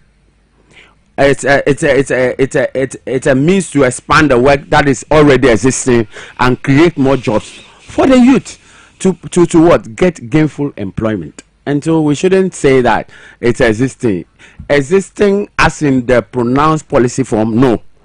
Is it a policy practice? No. It is some selected institutions that are practicing same, and we have decided as a policy that it should be expanded and create more room for people to be employed. And I believe same should be welcome and appreciated. Okay, Don Emmanuel Agbanyo, Vice President SRC Emma Ghana School of Law Makola Campus. You are from the Volta region, right? Yeah. Yeah. So what are the potentials in that region? For instance, you when the tomato season is with us, there is glut. Now you go to Anyanui, Anglogan, and then you just see people like throwing the tomatoes along the road. Now we are talking about agribusiness. What are the potentials, and what would you suggest that government would do in that area to also create jobs for the teeming youth? Thank you very much. Just as you rightly said, the tomatoes are many. The farmers are producing all the time, and so they don't have storage facilities. There should be a storage facility. There should also be a processing plant, which is currently being done by Tuareg the president of Benin. Okay. And I believe that we should be able to import, even if we can exchange raw materials with machineries that can process these tomatoes into finished products. And like my right brother said, we have to add more value to our raw materials. And in doing so, we will retain even our exchange rates. We will retain money in the country. We wouldn't go for exchange our cedis with dollars where we are always losing. So for me, it's about time that we add value to our raw materials. Like in the Volta region, aside the tomatoes, there are many other farm produce. Yeah, rice farms. Rice farms, especially in my constituency. I am from Ketunof constituency. Oh, okay, Georgia area. Yes, I contested also as a member of parliament with Adam. Oh, okay. And yes, so yes. I believe that there are a lot of things that can be done. And the president, when he was on his campaign trail, he mentioned typically that there's going to be a rice production in that area. And I know this will create job automatically for the youth. And I am so overwhelmed. I'm so appreciative of that statement he made. And I know he will do the same. All we need is it should be strong, it should be alive, and I know he will bring that to bear. And so what's the way to go? Because we need industries. The way to go is to farm. The way is to get the partners from both private partnership with the government to begin to establish factories in the Volta region. But the president said that, and then he said it was going to be a private sector-led initiative, right? Exactly so. Okay, exactly so. And currently, I believe that those who are watching us on your platform, who has the means to invest in the Volta region and other regions of the country, should begin to get to the office of the 24-hour economy and the office of the president and invest, because they are going to gain from whatever investments they. Okay, so you wanted to be in parliament, and so I know that you have a well-planned document that will be used to develop K2 North if you had won, right? So how do you help the government to get investors into K2 North or probably the Volta region? How do we make it attractive to investors? Rightly so. Just as you said, we have policies as parliamentary aspirants. And on this note, I want to say good morning to my national caucus of parliamentary aspirants all over the country who had contested but couldn't make it, weren't successful at it. And then we also greet our colleagues who have won and are in parliament. What we have, the plan is that, first and foremost, skills training. Like currently the Youth Employment Authority is doing. Yeah. You train a lot of people, let them be on their own. You settle them, let them establish their own small enterprises. That on its own, they can employ other people under them, and then thereby eliminating unemployment in that sector. And then also, we've also have programs of making sure a lot of youth go into agriculture so that we can produce what we eat. People go to rice farming, cassava, maize, beans. People will go into poultry and all that. And I am assuring you that these are the programs we have. And we have started some of them whilst we were contesting as members of aspiring members of parliament. Okay. And I believe that with the expanded 24-hour economy policy, there can be more resources pushed into those areas and get more of the youth on board. All right. Don Emmanuel Agbenyo and our tenant cano opre Mrashebe Biakumeni be a K2 North, a NDC demo, when ya, but it's yes as the vice president or Ghana School of Law. And I no bon koma watch you say ye na ye bibi nyuma 24-hour economy and honsen sem or say the nyuma ebeba Volta regions as so honti wombedo mfudie bebre na woma boanti aban no so policies or de ba no mo ebefa so emfaso ni bi ye to so na ye be wie wo Ablekumanov ma yankwa wo ma so na ye ne Wesley and Casa Wesley Wusu so obi a wono eba amamumu nsema wa bin wo munti yebekwa kobon komo ho ba mame kafo la Sevia Herbal Clinic and for mouse and pay a be how bia no ko ya so ye ewo assignment ye ne access bank credential anymore we do why kidney issues no waist pains and afi diabetes wona se na atata no ko hwa edu hwa ye betumi dia ma ho ato asthma koko epilepsy menstrual disorder ni nyina no obetumi abo a wo ba no twa no de ne ba doctor ewa abotra wo de eduru be ka no na nyankopon anam so asana yare ama bibia atumi akọ enkan assignment ye ne access bank Canadian share anymore friend 057 66566658 057 665 6658 or fra doc abejo so na 0200 623038 Joanna Beshaw no fumuno hola Sevia Herbal Clinic ebetumi aboa wa mane ma konkan ye wasama ye ne access bank ne edi enhwe anymore yanko ahomane so na ye ne Wesley Owusu enko twetwen komo Wesley co-founder edema CCEG CCEG kuwa wonomo ehwe eboase amamuo mu nsensem ebekototen wo manmu na timamufo anya better governance experience Wesley ultimate kama manchema akwaba edeba Dwabo Ase dwumedie so TVXYZ na Power 97.9 FM. Good morning. Good morning.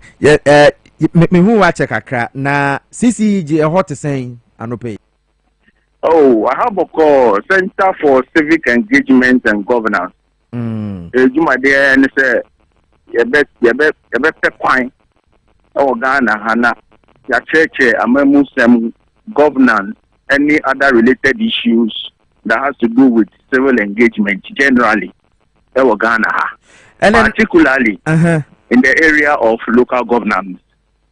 Okay, it's a civil engagement no ebia na yeye anope ewo radio iswe na yefra wa boko Ablekumanov abato no ye rerun 19 polling stations MPP boycott abato no a se a emunsema kwakwa ye bebere enti ye den kura na ye beduru ha because easy ka say initially no or only 3 polling stations that quality results no now we declare ama asemi enwa na Dr. Bosmasare ko kan parliament but today the state and baba say ye kwakwa rerun 19 polling stations asa na no kra bi ndadi wo baby o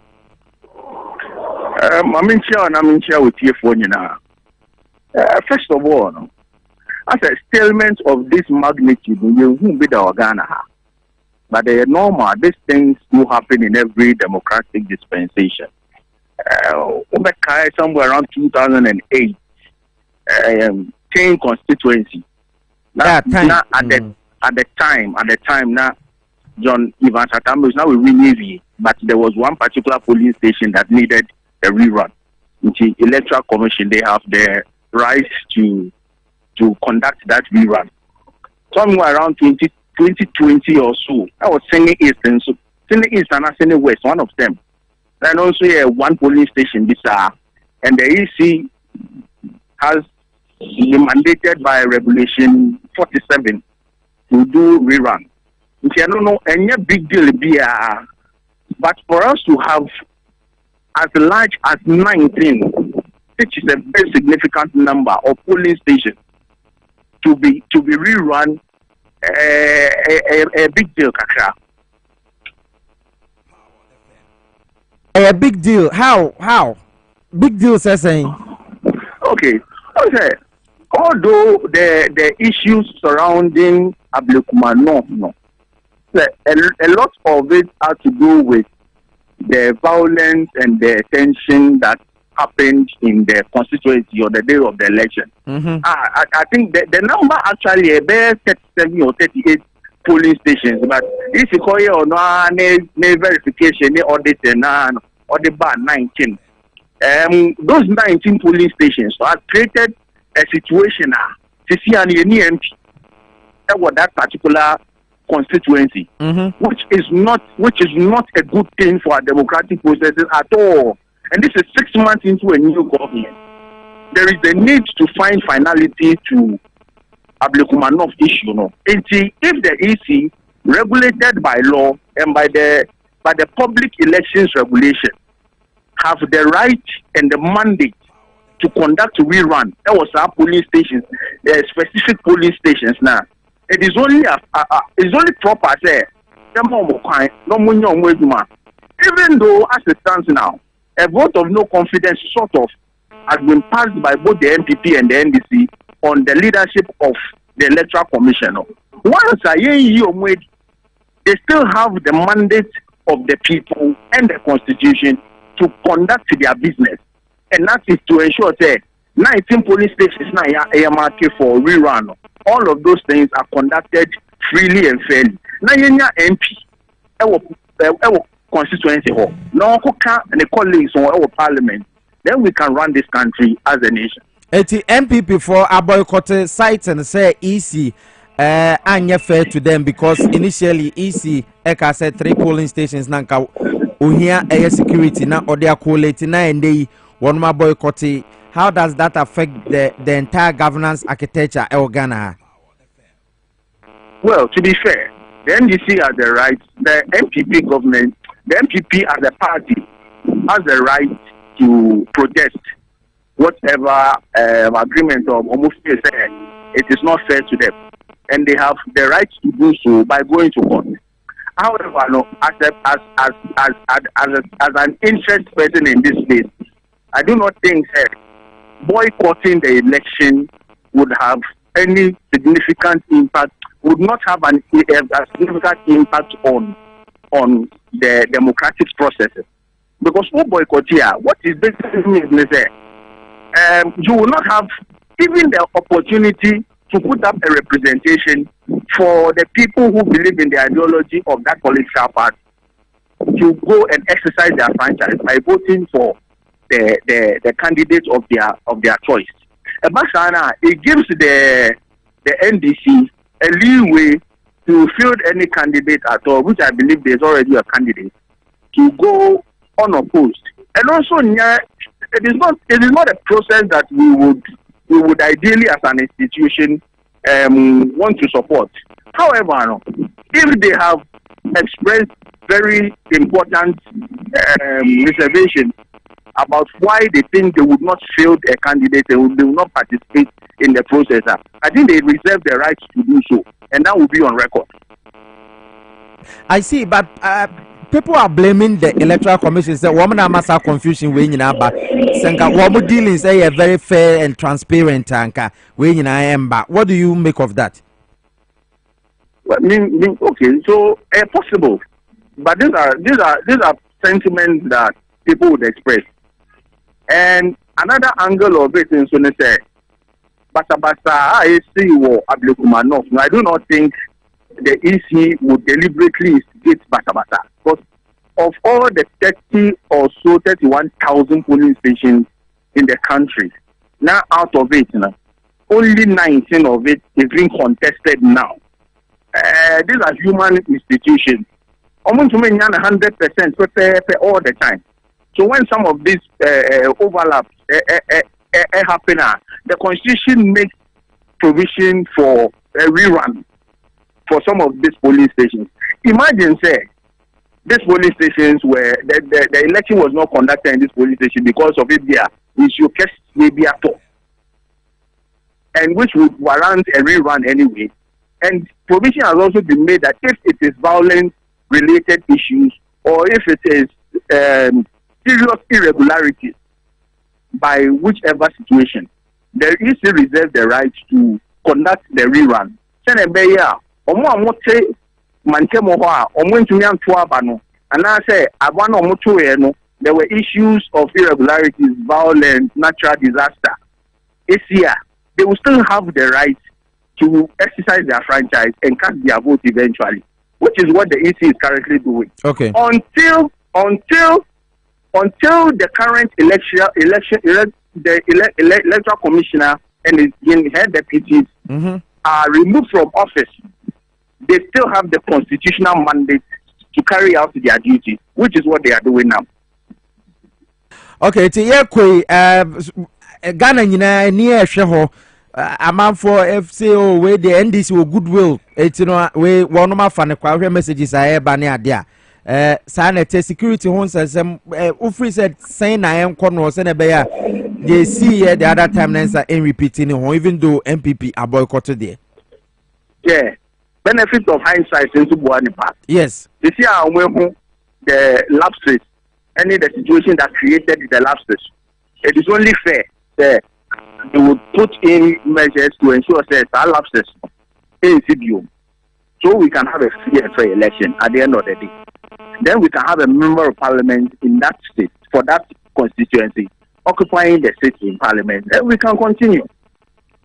Okay.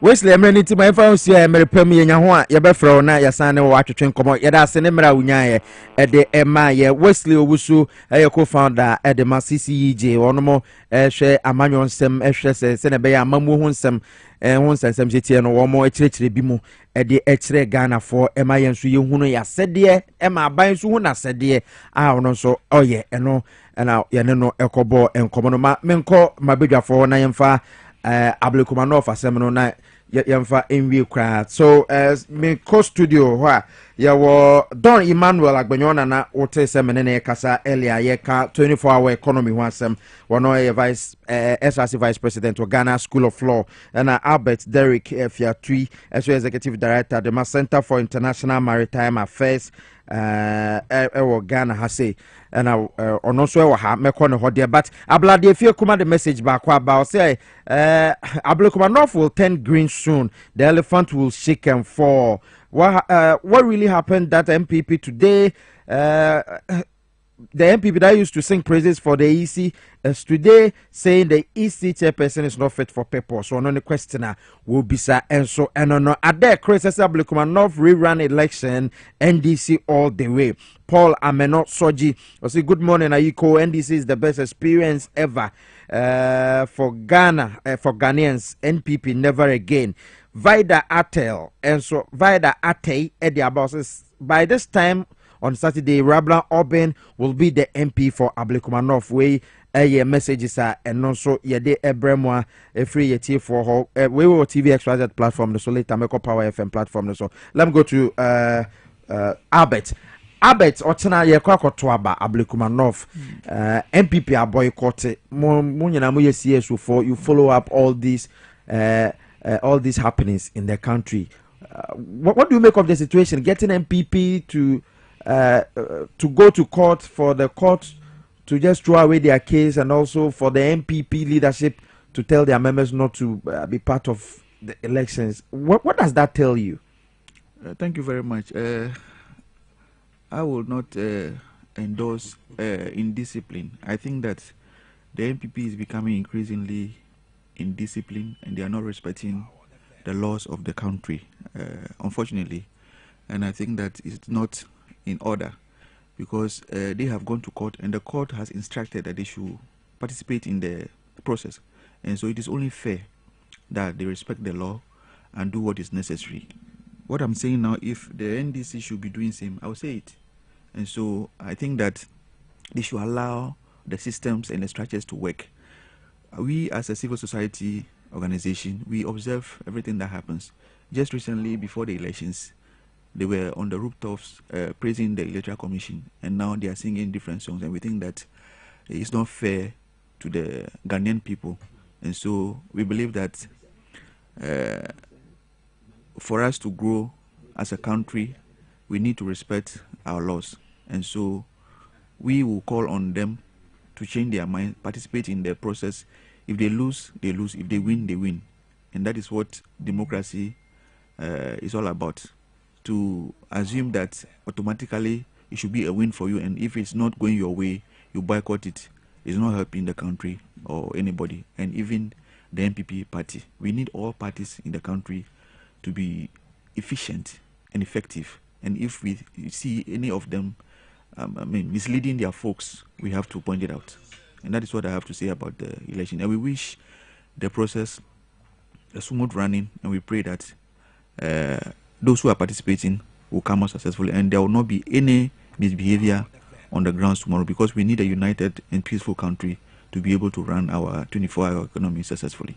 Okay, Don, my member also na your time no Ablekumanov. Have you been there yourself? Yeah, I've been there before. Oh, no, like not recent. In the run up to tomorrow's. Not at all yet. I see. But the place is drumming. That's what I'm told. Yeah, for me, when the defeat is staring at the face, you do want to disgrace yourself. So that's what the option the. Okay, so yesterday the CEO of Youth Employment Authority, Malik Basintali, went there with his 5K men and 3K women. So pictures no be na who street this and we street the boss. So campaigning late into the night, entering markets and various houses. One more idea more motors no so we Malik Basintali, the 5K man. And one more call. So I think near Kosrono. Amanfo bebre na hwehwe interest amanfo interest omo enkoto aba ni bi so to aba wo any of the polling stations na what to abo modern akwa aba ni se sitie. Back to you Don. So Malik 95K men nako. Yeah, Malik is a solid guy. I remember once I was a senior at the University of Ghana City campus. He's such an industrial individual, very tenacious, determined to achieve his set goals, and I'm not surprised that he's functioning wherever he's been placed, and is one asset for me. Is a young man who is becoming an institution on his own, being able to pull a lot of people along. It's a gift, it's a talent, and I encourage him to do more, and all the powers that be should give him all the needed support. For Ablekuma, it's for the NDC, just as I rightly stated. But the NDC hasn't won it before. Oh, it's for the NDC now. Why? Because if you see a defeat staring on your face, when you use the law wrongly and you apply it wrongly, thinking that you are in power, and you misapply the power given to you by the people, and you're out of power, all of a sudden, everything is wrong with the same institution that you were praising on hilltop and giving all the accolades. Isn't it surprising that the MPP and the NDC are all on the same page? It's sad. It's sad that indeed this is how we have been blindfolded. We have been fooled by the previous government, the MPP government, that indeed everything was rosy when they were in power, but all of a sudden everything is wrong. Everything is unlawful except when it favors them. How can you develop a nation with this character, with this attitude, with this perception? For me, they are just so aware that they aren't going to win this election, and there's no need going there to embarrass themselves. And so they are taking the cool bow out. They will bow out their heads in shame. But there is no contest, if you ask me, because the two major political parties are NDC and MPP. Now MPP pulls out. Where is the contest? No, you see, in a democratic dispensation, you have the right to participate and the right to abstain, and so it's their right, and they want to exercise it, and nobody should blame them for that. They have the right. If they like, they can stay there forever. For all we know is that this country is being put on the right footing, and this country is being pulled together again after they've driven into the abyss. And so we are comfortable. We are praying that President Mahama succeeds, and after Black man off, they might have been holding it for a long time, but God has a way of recycling everything, and it's coming back to the NDC. Are you not surprised that the MPP and the NDC are now on the same page, criticizing the EC, telling the leadership of EC that they are not fit for purpose? There is a lesson that God is teaching all of us, that if you are in a position of authority, it's not a possession. It is not your property, and you are not going to be there forever. That same should go to all of us, even in the NDC in power now. And so when you are given that chance, you exercise all the best discretion that inure to the benefit of the majority. That is self-serving. That is selfish for your own personal gain. But if you exercise your discretion and it works well for the majority for which you were voted for, not for yourself, for me that is the aim of every law, the Constitution of the 1992 Constitution of Ghana, and every other statutes that we have in this nation. Okay. And so I believe that the time has come for all of us to learn that if you are in power, you cannot misapply the law, you cannot usurp the law, and you cannot, suppress an institutions of government for your own parochial gains, and later on turn to fight the same institution.